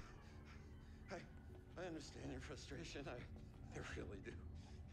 Faith does that to people. It's why I love her. Also, I just realised the subtitles were mislabeled there. Why you can go screw yourself. He's not responding to the stimulant. Yes, on a base level, he is aware that the emotions are false. If he had been a regular employee... Then he is of no further use to us. Activate the termination protocol. We're scuttling the facility. Do it!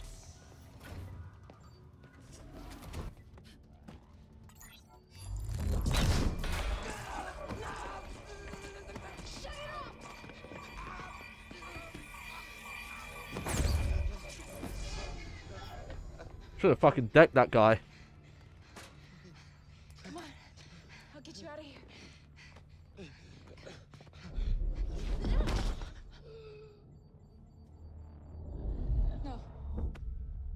No. No. this. I'm here. I came for you. Yeah, shit's really fucked.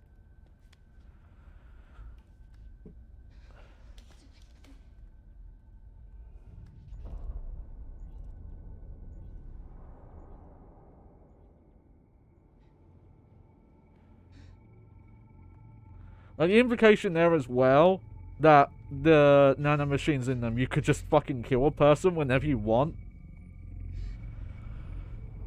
Like, oh. Yeah, you start putting people's computer chips in people's heads and you're gonna get people hacking and to do that. Oh, his generic bald guy next to you. Faith. He's dead. Kruger did this. And he'll be able to do it to anyone injected with reflection. Including me, unless he stopped. We're leaving for the Black November base. Come with us. Come on. Go. No, you come with. I'll keep them busy.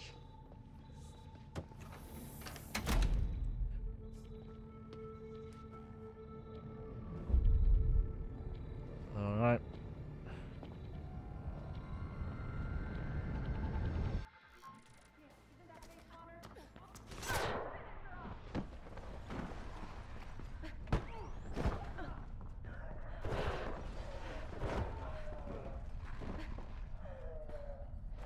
Whoop.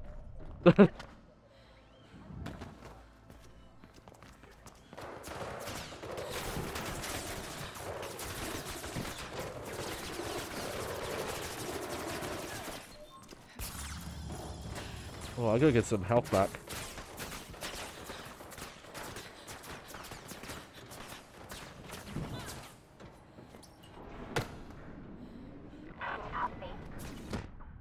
Plastic? I'm on my way back up. Ow, they always got me there. Great. What about Noah? Oh.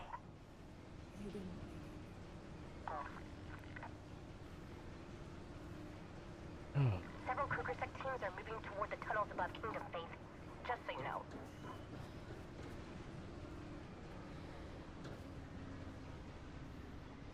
We have the runner girl right here, Control. It's that runner girl, Control. We got her. Control, put her down. We have that runner, Control. Doing her now.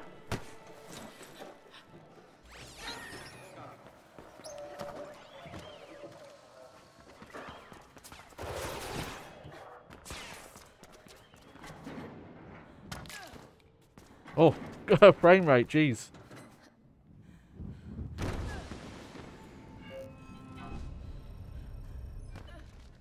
Alright. Okay, well, we did lose them, so that's good.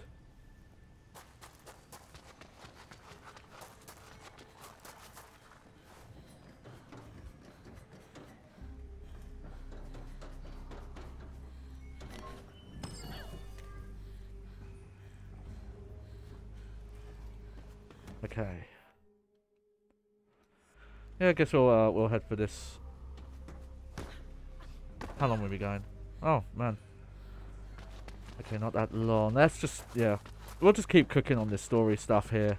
Though I'm starting to think there actually isn't that much story stuff left from what I remember.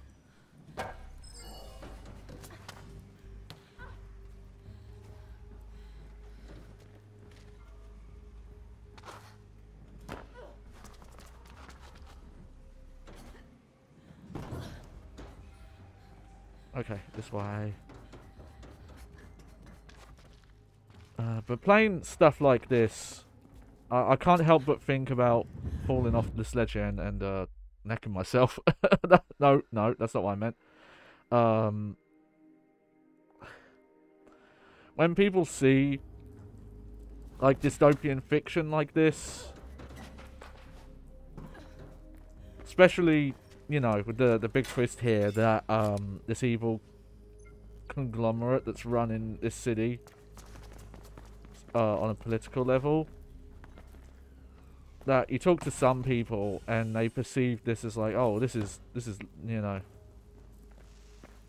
this is specifically like left-wing authoritarianism, and you know, obviously left parties can be authoritarian, but it's like that's not a exclusively left-leaning message.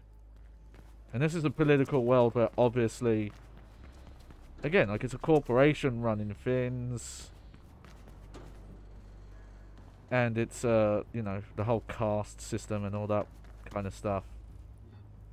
But again, it's weird how much, you know, nowadays, I think if this game would come out, people would be fucking moaning.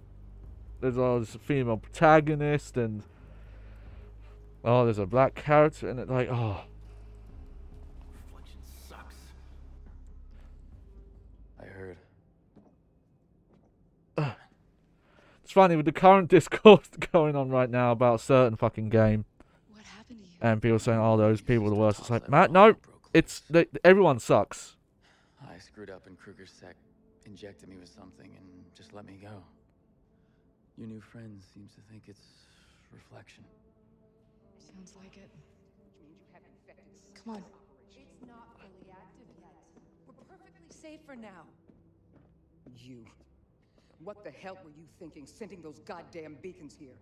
What's to stop Krugersek from raiding us? I am telling you, the signal can't reach this deep. Well, it certainly reached her sister as soon as we got topside. Krugersek were on us within minutes. And I lost good people. You're not the only one. You were never gonna give me those blueprints, were you? Well, I have other ways to hurt the families. Mark my words. Their lofty towers will not protect them. Faith, until Reflection is destroyed, we're prisoners here. I may have a way, but I need that blueprint. Okay, yeah, they do portray this Rebecca character as a fucking idiot. The more I'm thinking about it, I was afraid that that was the way this was going, but yeah. What about you? We should get going. Come on, Doc. Because obviously this Reflection stuff doesn't reach down here because you had the sister down here and they didn't find you.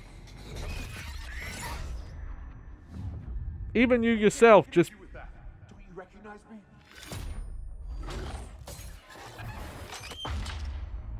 You know, she herself just pointed out, like, once you got topside, that's when they found you.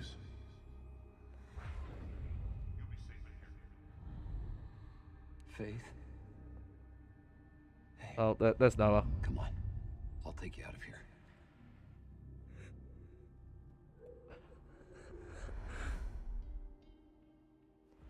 Don't know when they're going to let us actually watch that cutscene in a way that we can understand.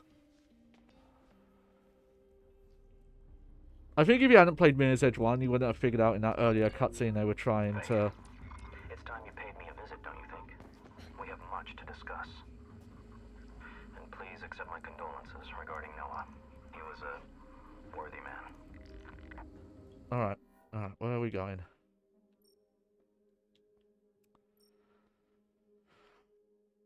Let's see. If I go on here... how many missions were there? You know, I'm going to look that up quickly. If I look up how many missions there are, we can see how much of the game I've got left here.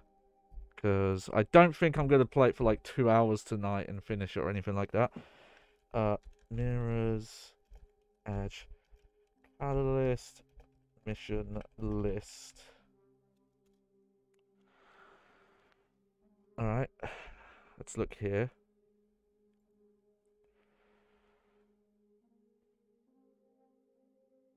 No, that's Mirror's Edge 1. Google. Ah, okay. We have 3 missions left, so I'm probably going to just do another side mission, some side mission stuff, and then we're going to end it. It's not worth it to do, like, just 2 missions in one little stream, so I'm going to... What else do we have? Yeah, we have these 2 over here. Yeah, we'll go for this first. Hey, Ghostface, welcome back. I'm just going to do a bit more side content in this, and then I'm ending the stream, but, because Because I've did a little bit of looking ahead to see how many main story missions there are left in this game, and there's 3. But I don't think that'll take a bit more than an hour, and I do want to make sure we do all the main side missions first.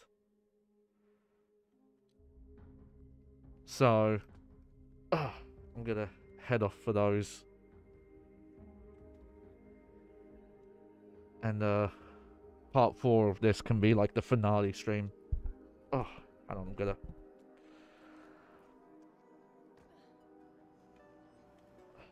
Oh. Come on, game, load the lights. Never mind. Alright.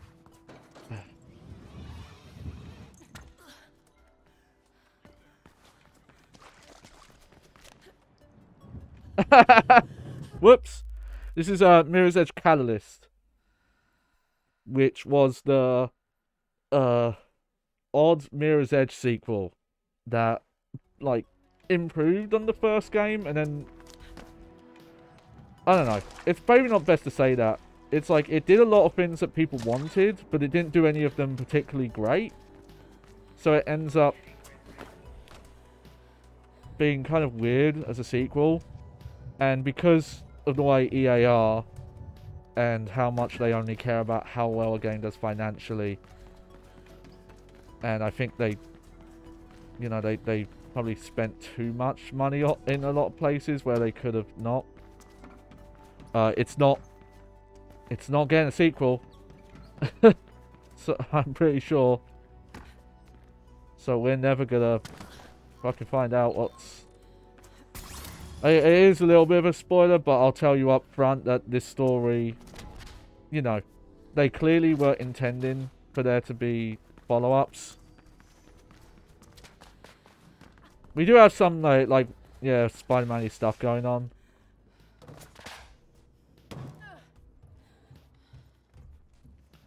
But the movement stuff is kind of unique. It's closer to if, you know, Dying Light built off of the movement in this game, Titanfall, and obviously the Call of Duty games that ended up adding in this kind of movement. Like the first Mirror's Edge game is like where all that came from.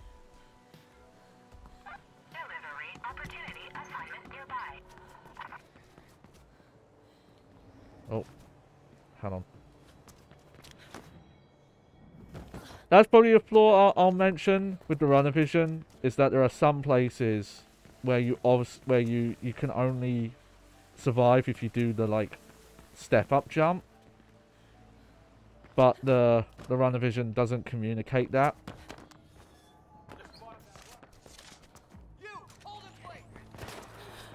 Oh, I'll do this because this is actually...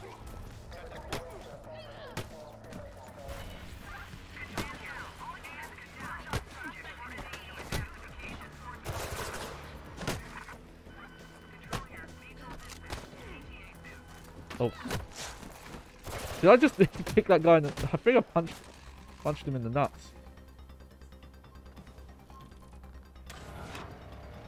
There we go.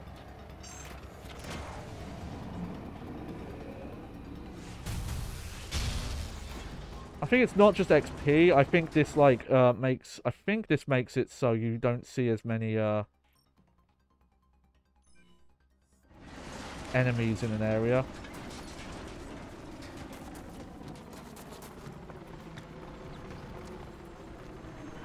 Again, these probably did not need to be in the game, but that's what I'm talking about with like the flaws of the open world design, is they went way too formulaic with it. Because especially when this game came out, I think this was like at the height of when games were kind of doing that Ubisoft style open world design.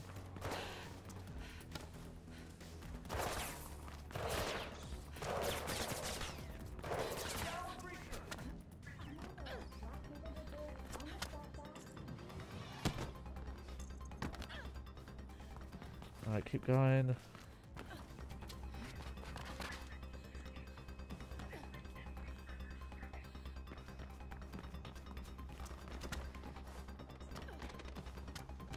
Where am I supposed to be going?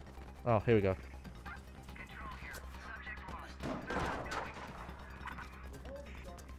Oh. Someone's coming after me. Oh, that was scary. Okay.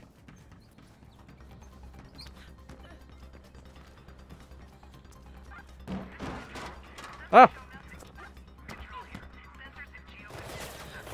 Coming out of the goddamn walls. My day's good.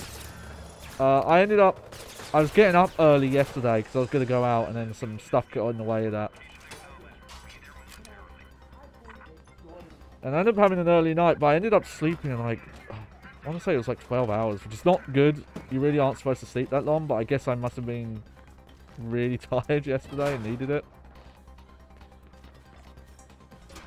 But, I'm okay now. Oh, there we go.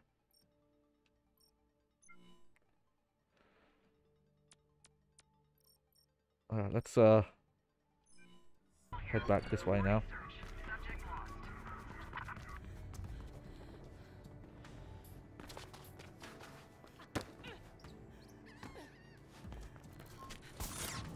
Woo!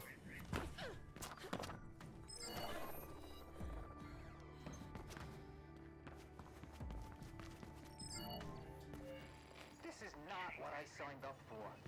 I'm not meant to be underground. I should be doing something else. I could be a valuable asset to Krugersek, but they don't get it. And what is it you do exactly that's so valuable? Well, for one thing, I know how to hack things. Why does this guy sound like fucking Jerry Seinfeld? 17 hours, oh. Are you like really ill or something? Because that's rough. I think I've been ill enough where that happened to me once. Definitely had family members where they've been ill and they've done that.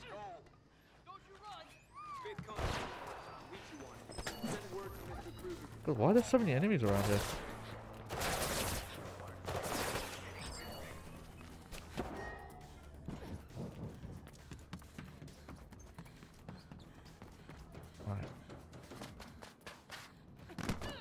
Whoops.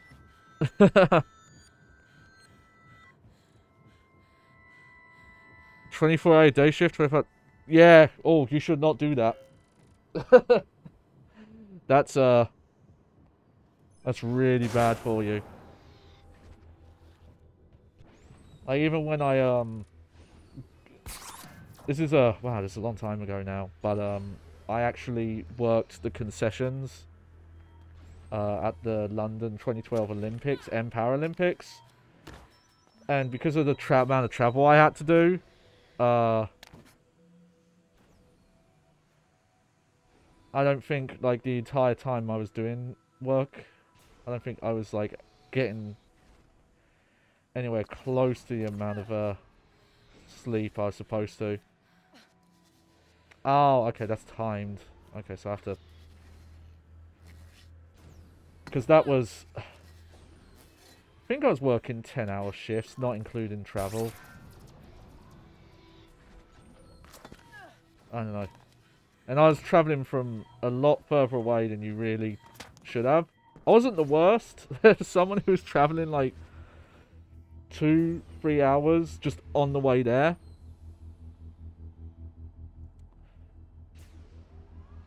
Oh, like, it's still, I'm glad I did it as an experience. Like, I get to, you know, I was there. I got to be part of it. But, fuck, it was really bad.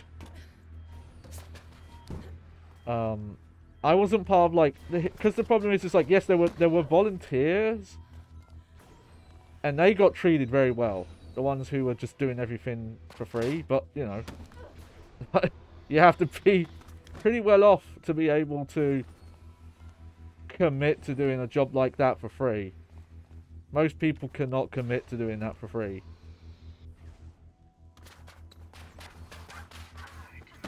Oh damn, I hit the laser. Okay. Hopefully I don't hit any more, because I think there's like a limit to how many of those you're allowed to hit.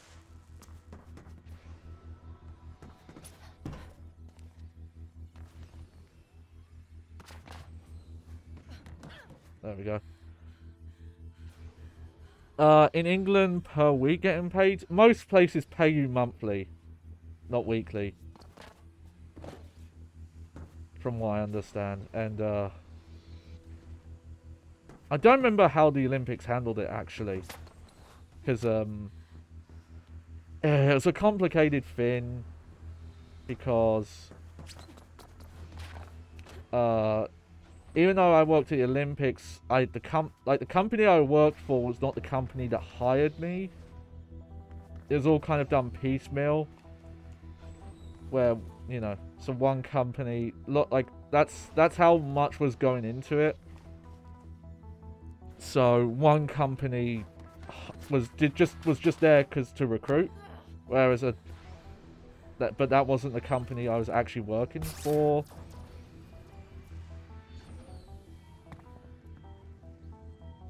But and a lot of the management around that was, there's a lot of crazy shit that happened. Like they was, you know, that some of those agencies, not the one who hired me, but some of them were just like very carefree, not doing their due diligence with hiring people for that job.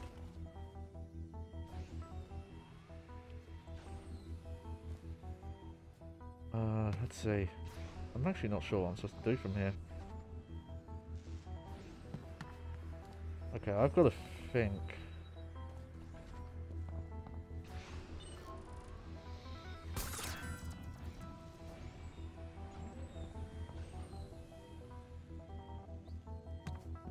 Okay, let's...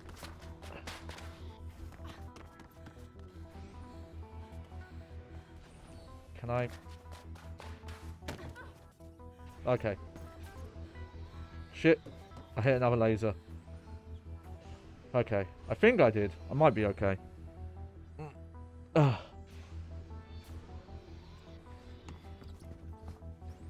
But,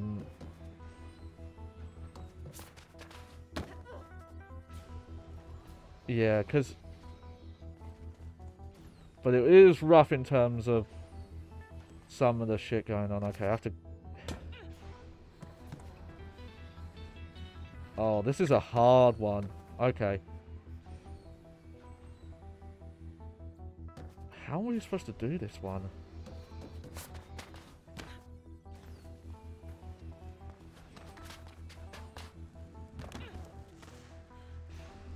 Because you need to start from there. I wonder if I could just cheese this. Hang on. No. Okay. Oh, this one's harder. Okay, okay.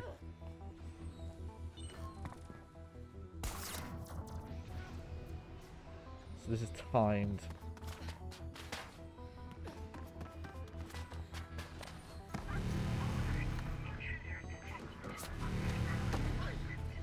I don't know how you're supposed to get past that one without hitting that laser, though.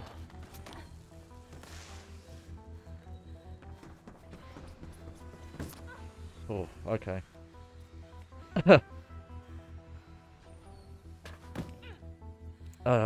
One of the things that was rough, I remember, because it was the Olympics, you know, it's a big security thing, you know, especially, you know, it's an event that happened after 2001, and a lot of you know, bad shit that happened in London as well.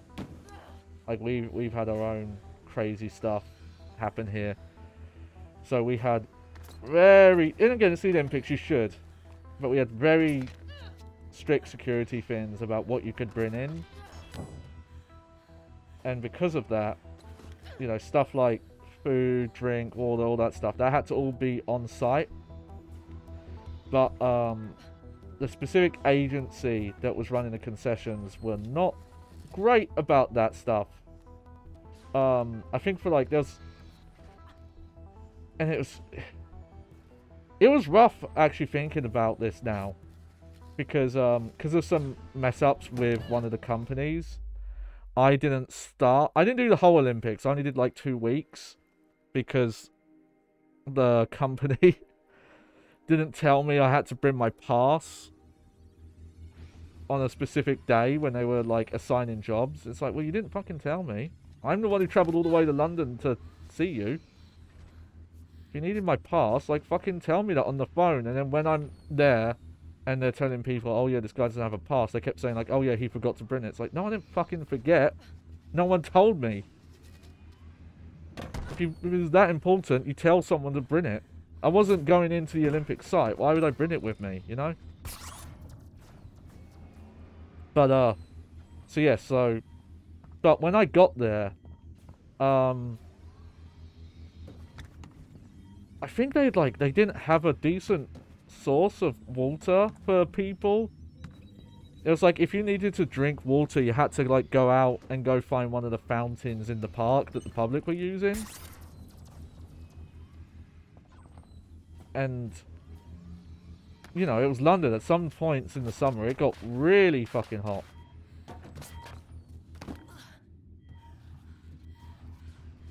Eventually, I think they sorted that out pretty quick, but also, because... Well, yeah, you can't bring fins. So, oh, well, that situation. Well, I think because it was a security fin, I didn't want to lose it. That's why I didn't bring it. And again, all they were supposed to be doing was telling us, like, okay, this is the schedule we're going to book you in for. Like, the pass was supposed to let you get into the site. I don't know why they needed it. But the bigger thing, so because they had this, like, very strict policy around bringing in food and drinks, I think you could bring in some stuff, but it was, like, very, kind of like airport travel ideas.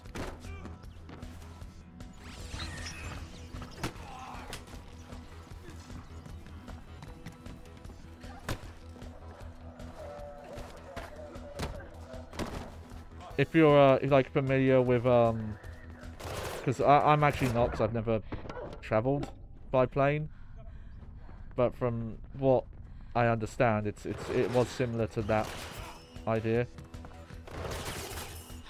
Oh, this is going bad.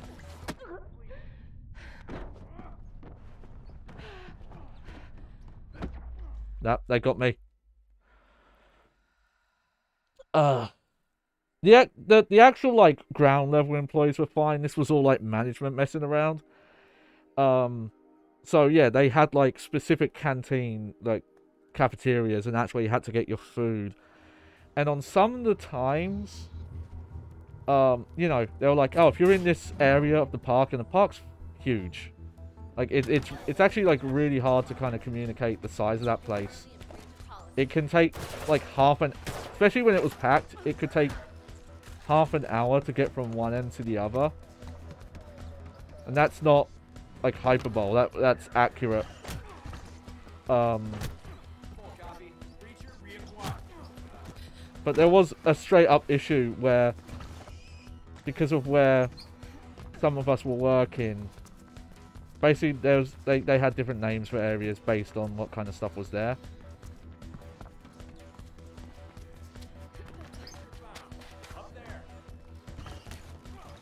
Oh.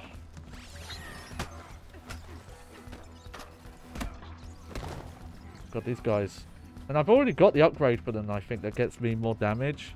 Actually, no. I do some contract QA work, but I'm technically not employed by that company. I'm just compensated by them. And they have not been offering... Well, I probably shouldn't say, but I don't do that very often these days. Sorry, I have to be very careful what I say about that company, because they have very strict NDAs.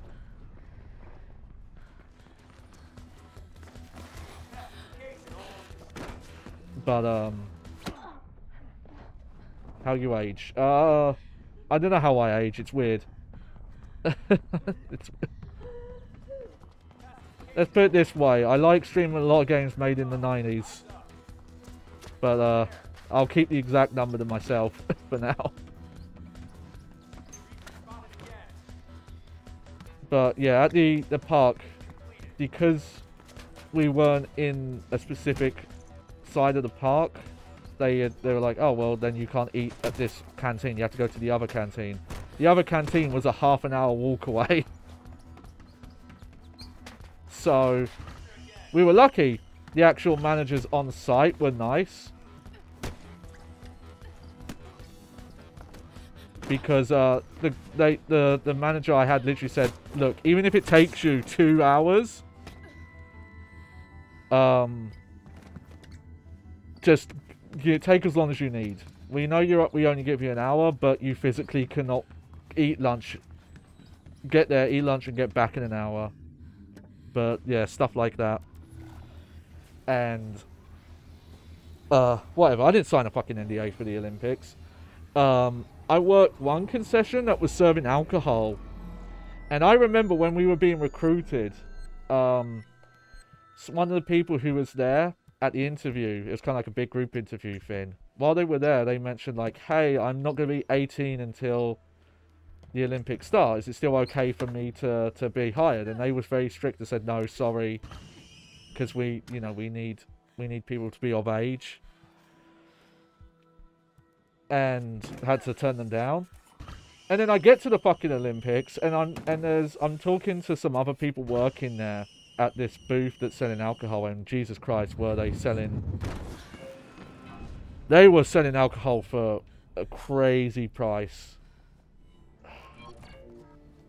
I think like for a regular bottle of beer was like, I want to say it was almost £10. For just like not even 500, not even like half a litre, just a ridiculous amount of money. People were still getting drunk. I don't know how people afforded it. I'm glad I didn't go to the Olympics as just to see it myself, because the prices were fucked. You could at least get water for free. They did let you do that at least. Let's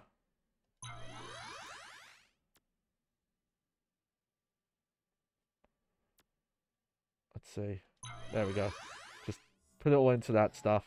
Make the combat easier. Alright, I think I'll do this. I think this is the only story mission I have left, and then we'll be good. So I'm working, yeah, this concession stand that's doing beer. And there's a girl working there who openly admits that she's 16 and she's not supposed to be serving alcohol, but I guess because they needed staff that bad, they're just doing it. And I talked to her, I'm like, wait a minute, they're not even supposed to be hiring people under the age of 18. How the fuck are you here? And I guess just a different recruitment agency hired her for the same concession company, and they just weren't bothering to like follow the rules. It's like, yeah, you're not even supposed to be here. Obviously, you know, it's too late, and I'm not gonna fucking tell her off because it's not her fault. But you know, I told her, it's like, I specifically saw someone get turned away because they weren't 18, even though they were going to be 18 in like a week's time. And then there was another company hiring fucking 16-year-olds. Like, that's violating all sorts of fucking labour laws. Especially because of the way, like, when you're a certain age, you're not allowed to, at least in the UK, you're not allowed to work a certain amount of hours. And I'm pretty sure that was being violated as well. Just, yeah. And the story, Clarice knows this because, you know, I've known Clarice for a long time. I've talked to her about this, and I got reminded of it recently. Because of the talk of the facial recognition cameras. They had some form of that for the staff at the Olympics. You know, because we had photo IDs and things like that. Though I think it might have been used to help with possible troublemakers who had, like, brought tickets as well. I'm not sure. But, some staff members who were working for the same concession company came on their day off and went to the mobile concessions that didn't have physical tills. They were just doing money by hand exchanges. and were going up to the staff members and saying like, oh, I'm here to relieve you for lunch break and stuff like that. And they weren't actually doing that. They were just taking whatever money they had on the person and then going off to the next booth and trying to take it. Oh, this is a weird one. Okay. Which, consider again, like, hey, we have cameras, we have facial recognition cameras, and all the employees they have all their photos and stuff on file. It would not be that hard to figure out who you fucking are. Only a few left to go, and I'll have access. It was, oh, and it caused so much chaos that day, I ended up working manager positions because all the managers disappeared. Okay, yeah, I can do this better. I think I can do this in any order, but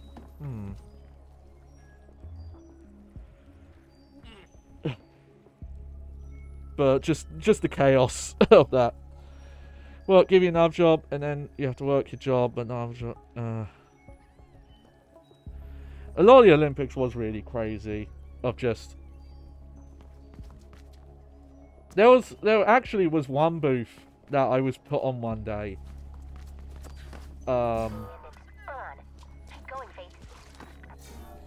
Where we didn't have a manager for like half the day because whoever was supposed to be manager that day was off sick, and they just, oh god, there was some real bad fuck ups that day. They didn't give anyone time to go for lunch, even though, you know, they're supposed to. Oh weird, I missed another one. Okay. Okay, says I previously worked at a place that was terrible and the other workers literally got mad at me for working. That kind of happened at the Olympics, actually. They had specific staff that were, you know, like when you were done with your shift, they would count up like what was in your till and things like that. And there was one time at the Paralympics where it was really busy at that time. And the managers were like, oh, well, you're trained to do cashier stuff. You can just cash yourself out. And I started doing it. And then one of these other staff members who was lower than me looks at me and goes, what are you doing? And it's like, the manager said I could cash myself out because I've had training. And she's like, well, don't. It's my job. You can't do that. Bear in mind, this person is not higher than me on the pole or anything. She's not in charge of me. It's like, well, you can do it if you want, but the manager's like, there's your manager. She told me that I can cash myself out because I've had training. There was a lot of that kind of weird business going on at the Olympics where people kind of, there's one woman, God, I don't mind telling this story because I don't even remember her fucking name, so I can't dox her anyway. I was like covering in a booth for volunteers that couldn't make it, and another one from the same agency was with me, and this third girl from the agency who was like friends with this guy came in and started moaning about the managers, about how they had asked her to work in one of the park areas selling drinks, and she was like, oh, I don't want to go do that, they're going to make me stand on my own for hours. The agency, they offered me a higher position, and I turned it down because I wanted to work on site, but they're treating me like a regular employee. It's like, well, if you didn't take that job, you are a regular employee. You don't, if someone offers you a promotion and you turn it down, you don't get to keep the perks of the promotion. So then, you know, she's casually talking to this guy while we're trying to work. Talking this shit about the managers, and I did try and, you know, tell her like, hey, you know, you're not being fair to them, because I got on with the managers really well, actually, because they were really nice and understanding. And then a manager comes in and it's like, hey, we told you half an hour ago to go work, we don't have anyone selling drinks in that side of the park. Why aren't you doing the job we asked you to do? Oh, I'm sorry. I didn't know where it was. So then she goes. So I'm like, well, no. So, in confidence, I told the managers, I said, hey, she's lying. She did know where to go. She just didn't want to do it. And I'll be honest, like, the management did not like this girl because anything they asked her to do, she didn't want to fucking do. And I think that was the thing. I think it was like, I was, you know, putting so much work into doing this job. You know, I was traveling like an hour and a half just to get there, and then an hour and a half to get back. And I'm, you know, was lucky to get that job, and she was just fucking moaning the whole time because I turned down a promotion, so they shouldn't be treating me like this. When the management found out that she had, like, was lying about this whole, oh, I didn't know where to go, I think they purposefully left her to be last to go find her to get her to cash out for the day.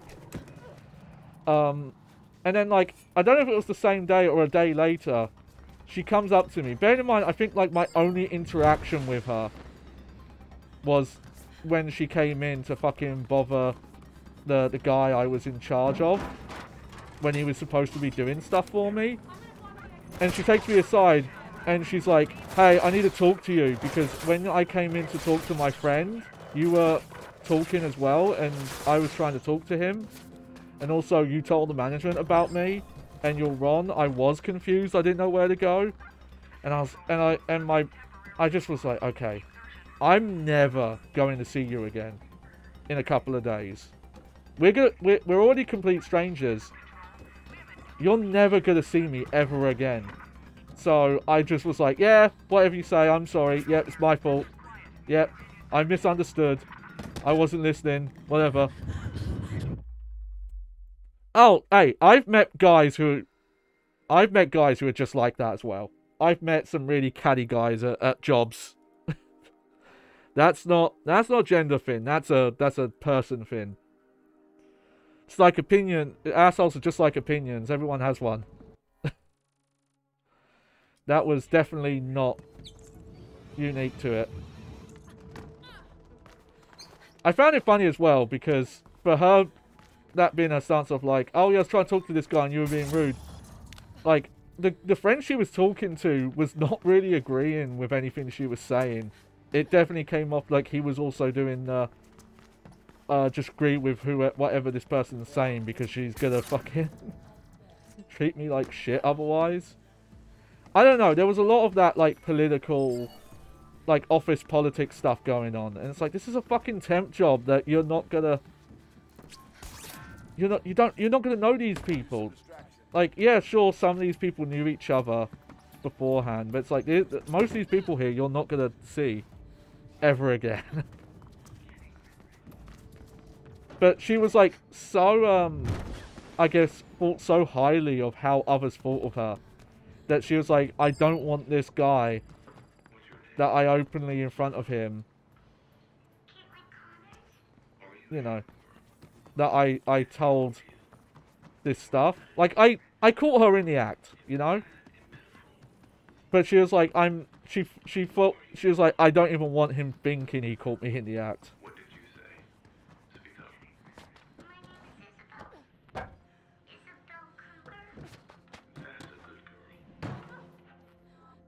Yeah, if you wanted clues that this guy's fucking a weirdo and a problem,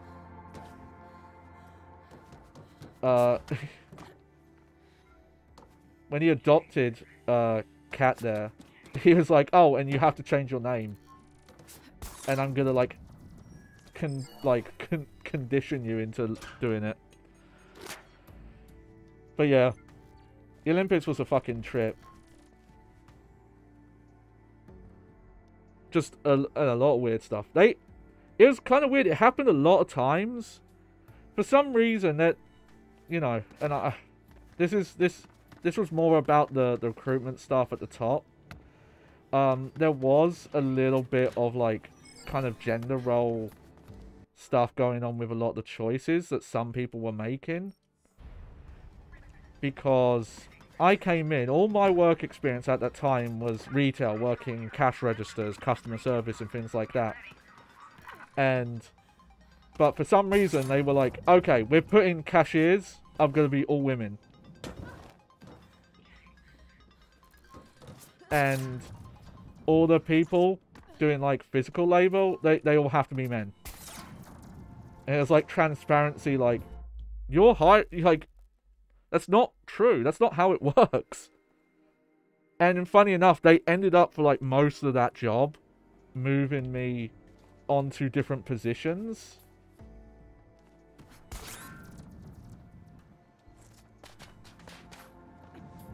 Oh, how do I get down there? They ended up moving me onto different positions because they needed people to cover for cashiers and things like that. I had to actually really push for that. I was like, hey, at the time, I was not in good shape as well. So I was like, look, I'm not physically strong. I'm like 5'11", maybe. No, sorry, I'm not 5'11". What am I? No, I'm 5'8". So, though I'm actually quite tall for my family, like, that's quite short in reality.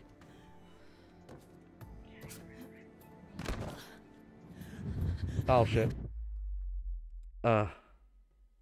Oh, yeah, the whole, like, you talk to a woman, oh, I need to speak to your manager. That's happened to one of my sisters a lot. Heck, I saw that happen when I was working in a clothes store. It's fucked up.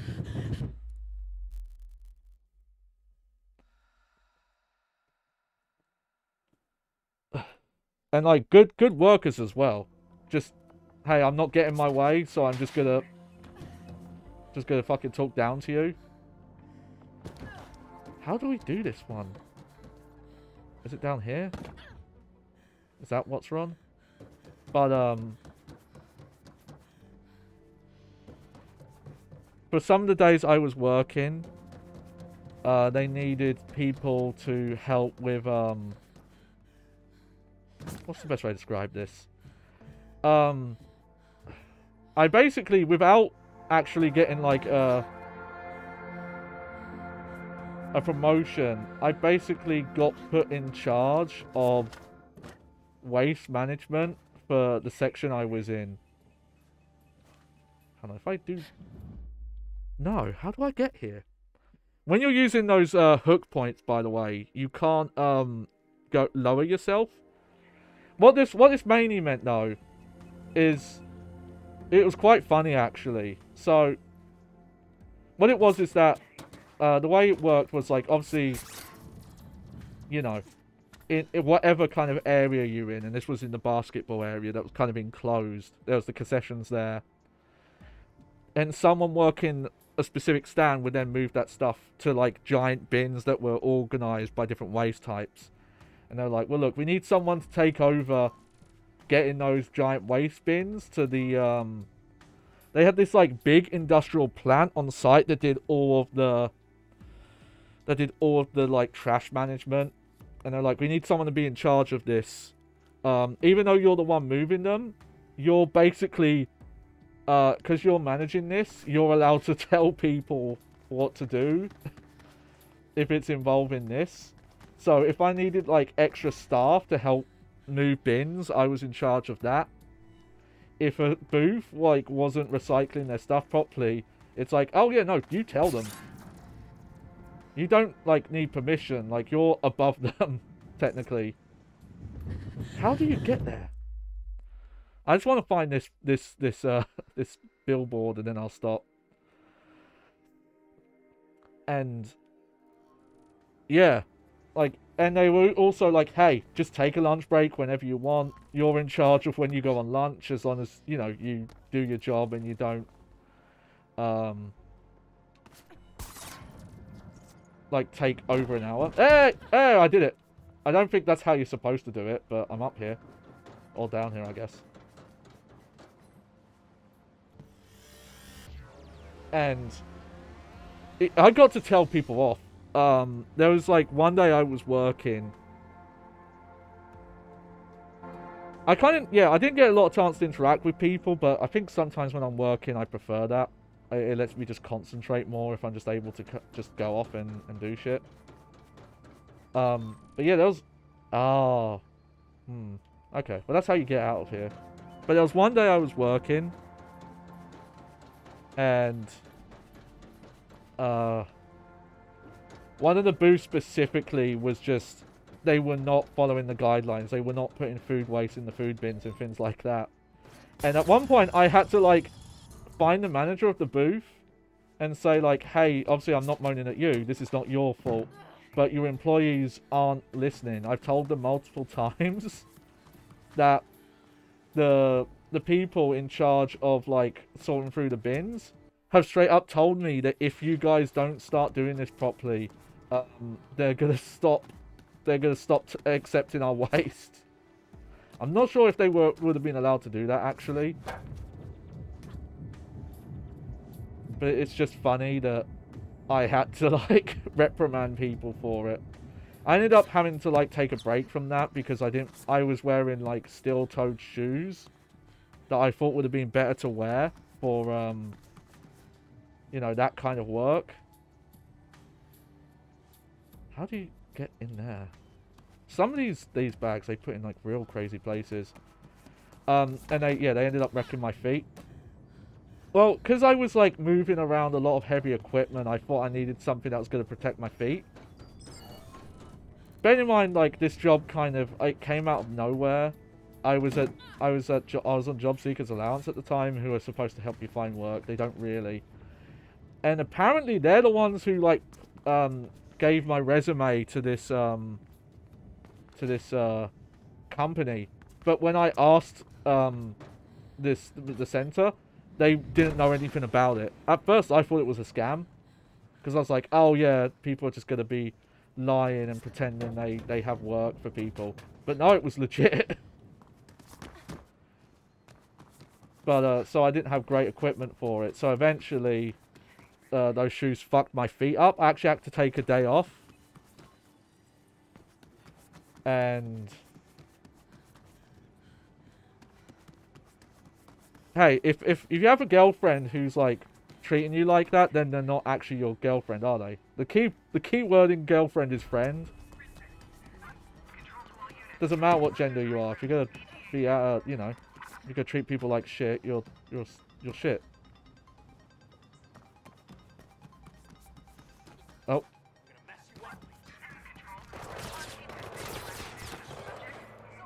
Let's see. Weird. Why are all the did I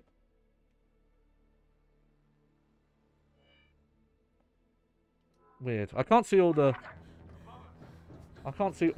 like run of it, like all the map icons.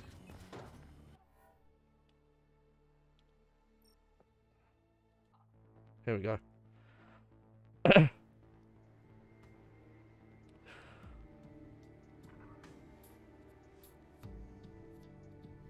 I think you just need to meet more people, Ghostface. I've learned that like it's boys can be catty, girls can be dicks. It never ends up being about specific sides. They all can do it. I'm never taking another job for a family member. Okay, I've had bad experiences with women, but also like I went to an old boys' school, and even, you know, what, obviously wasn't dating any of them. I guess that's not obvious, is it? I don't know. But I'm I should mention I am straight. Which limits my options, but oh well, I'll deal with it. But like, yeah, the kind of, you know, people were shitty about things. I had a guy who straight up told me, like, when I was walking to school one day, he just randomly walked into me and we were talking and getting along. And he straight up told me to my face, hey, I would hang out with you more, but because you're not popular at school, it will hurt me and my status. So I can't hang out with you as much as I would like. It's like, yeah, well, no, why do you think I'm like... I get shit at school? Like, cause of that. That's a self-fulfilling prophecy. It's kind of funny though, because I turned 16 and I stayed on to do some like extra courses. And anyone who was shitty to me, who stayed on, they just stopped. Like, literally the day we started, it just completely went away. It was just like... It was like someone hit a switch and everyone realized, like, oh, hey, maybe it's not socially acceptable to make fun of someone because they happen to, like, need glasses. Because that's the way kids are. But, again, a lot of that comes from the top down, you know, like, the way adults around them and the fact that schools don't do enough to fix problems like that.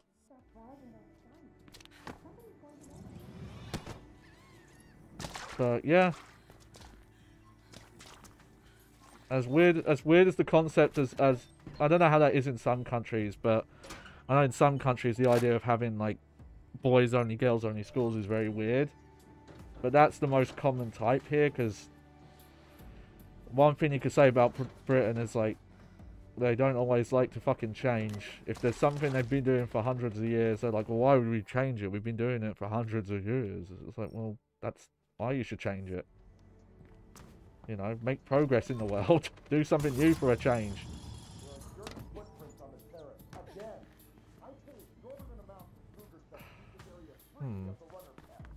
Oh, they're moaning about my footprints everywhere.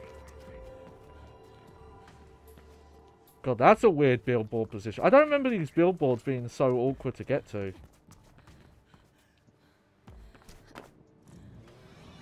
Nope, that didn't work.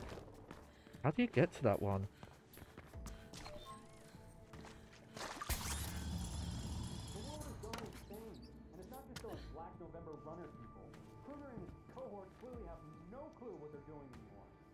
No, I don't know how you get there. Despite the fact I have all the upgrades, there are a lot of areas that I don't understand how you're supposed to get to them, and I think I did them in my old save. But for some reason, I can't seem to do it here. Maybe you're supposed to get up there somehow? I don't know. Yeah. But it's just funny that I was like working the Olympics. Oh shit, snails.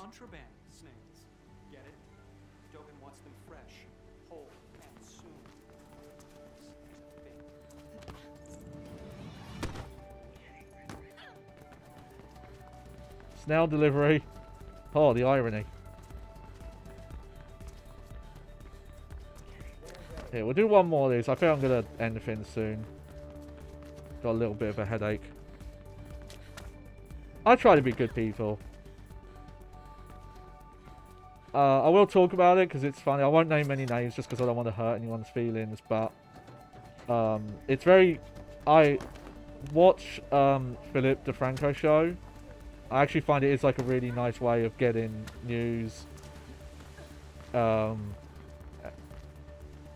Especially because he's pretty good about, you know, he wants to report the truth on things and he won't present things his way just because it fits how he sees the world and stuff like that.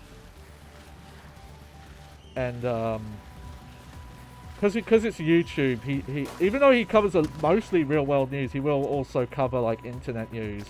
And it's funny how often he'll cover like, oh, here's this content creator, here's this Twitch streamer. Whoops, they were caught saying they wanted to kill everyone of a specific race. Or like, oops, here they are, they accidentally streamed themselves kicking their cat across the room. And I've never heard of them. And he's like, oh, massive creator, one of the biggest creators on the platform. And I've never heard of them. And they have like millions of people following them. And I won't like pretend I'm like a saint. I'm not. I've definitely got flaws, but like I won't do shit like that. I'm just like a fucking weirdo who wears bags and plays old games that no one cares about. Why can't you guys come watch me instead of watching this woman who's calling men gay because they're using crying emojis in a chat. But, yeah.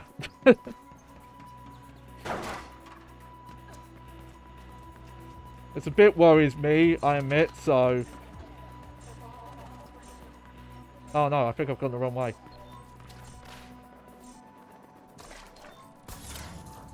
So those snails are mush, I assume. Oh, I was way too slow. Oh no, I'm weird, but like that's me. That's my identity. that's what I'm going for. Yeah, I'd rather be, yeah. It's a Diane Wood lyric. They laugh at me because I'm different. I laugh at them because they're all the same. So it's a shame. It's kind of hard to talk about Diane Wood now because all weird shit came out about the main guy from it. So it's like, oh no, great. Life ruined more things I love. But yeah. Like, you're not gonna... I don't know. It'd be nice if I... But also, like, you know, I didn't realize how many people on Twitch are around where I am viewership-wise. It's, like, very easy to see people who, like, start on Twitch and then, like, instantly get average of, like, hundreds of viewers. But that actually is exception to the rule.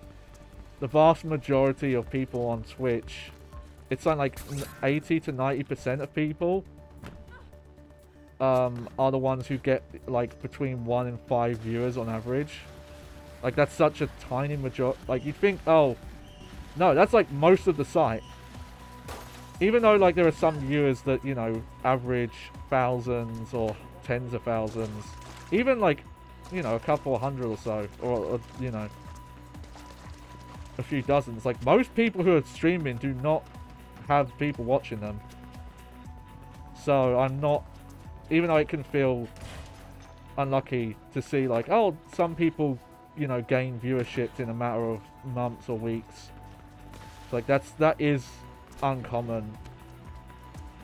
And usually it turns out that they actually have other things going on anyway. They were known before. But it's just a funny observation I noticed. But I admit as well, I stream weird niche stuff. I don't play a lot of stuff that's new. Even when I played Resident Evil 8, it was a year late. But that's the thing though, I don't want to get into that trap of streaming just to be successful, streaming just to stream the big stuff. I want to stream what I want to stream. And if I can find people who are into that, who also like, yeah, I want to see you play this weird game that like doesn't have a fan base, or like, oh, you're one of the only people I've seen who streams this game, like that kind of stuff. Jesus Christ, this is a hard one. Okay, I'll try this one more time. I forgot about this. A lot of these deliveries are really tight. Yeah, but that's the thing. I God man, if I got popular streaming just like an online multiplayer game kind of thing, like an Apex or whatever, and that's the only thing I could stream, and if I ever streamed anything else, I'd get like a decimal point worth of the same viewership. God, I don't think I could do this, even casually, which is where I'm at right now, even though I do it quite often. Like, that's the thing at the end of the day. I hope I'm doing something that people like it watching, and people do, you know, check out my VODs and things like that. So I must be doing something right for people. Oh. Well, that's a fuck up right there. You know, I'm probably not doing my shift move enough. Because that's the main way you kind of gain speed once you've jumped and landed. We've been considering it also streaming on YouTube. I just need to have all the stuff set up. I got it because I have a couple YouTube channels, but the main ones are there's my VOD channel, And then there's my like old school like legacy channel that I'm probably going to use for this, because at least I have people on there. I have some viewers, people who know me. So I at least have a way to contact people, say, hey, this is what I'm doing now. I didn't just disappear.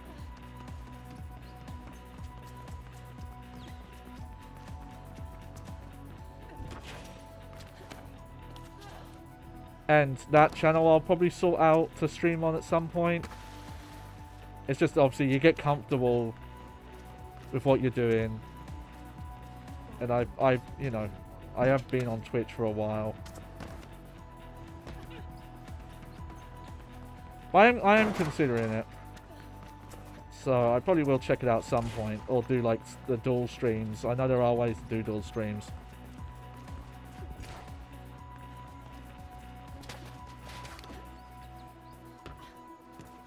That's at the end of the day. Like, I want to have fun doing this. I don't want it to feel like a grind, chasing numbers. The only reason why it feels like that right now is because fucking with the way the affiliate status works, it makes you look at it that way. And the only reason why I really care is because like people have asked about supporting me and or subs and things like that. I don't really have a way to reward people who watch me right now, you know. Okay. So those snails are much Oh. just as well. Though Dogen will. Okay. That one I was like really far off. I think I still wasn't even there yet. Because yeah, that's where Dogen's place is. Jesus Christ, that one was strict. If you find the main game here. We have good news and bad news. We found a way to disable reflection for good. Yes, but we'll need Kruger's own grid print to do it. That's the bad news. I can't get it. He must keep it on a separate network. And until we do, our hands are tied. Oh, We'll update you that's side content. That's where the harder stuff is. Also, there's all the like the player-made races and things like that.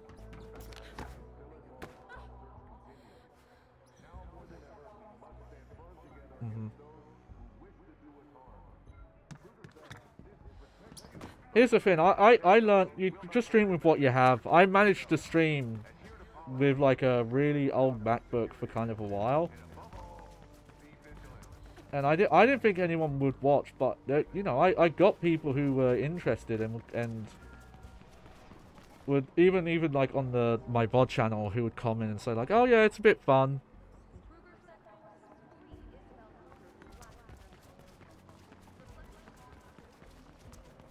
Okay, I don't mind talking about it too much, but the reason why I use the whole, you know, analog VTuber moniker is because though obviously I'm on camera, but a lot of what that style of streaming does, especially in terms of like their lore and, you know, being able to stream and not necessarily just be who you are IRL, is what I like about that stuff.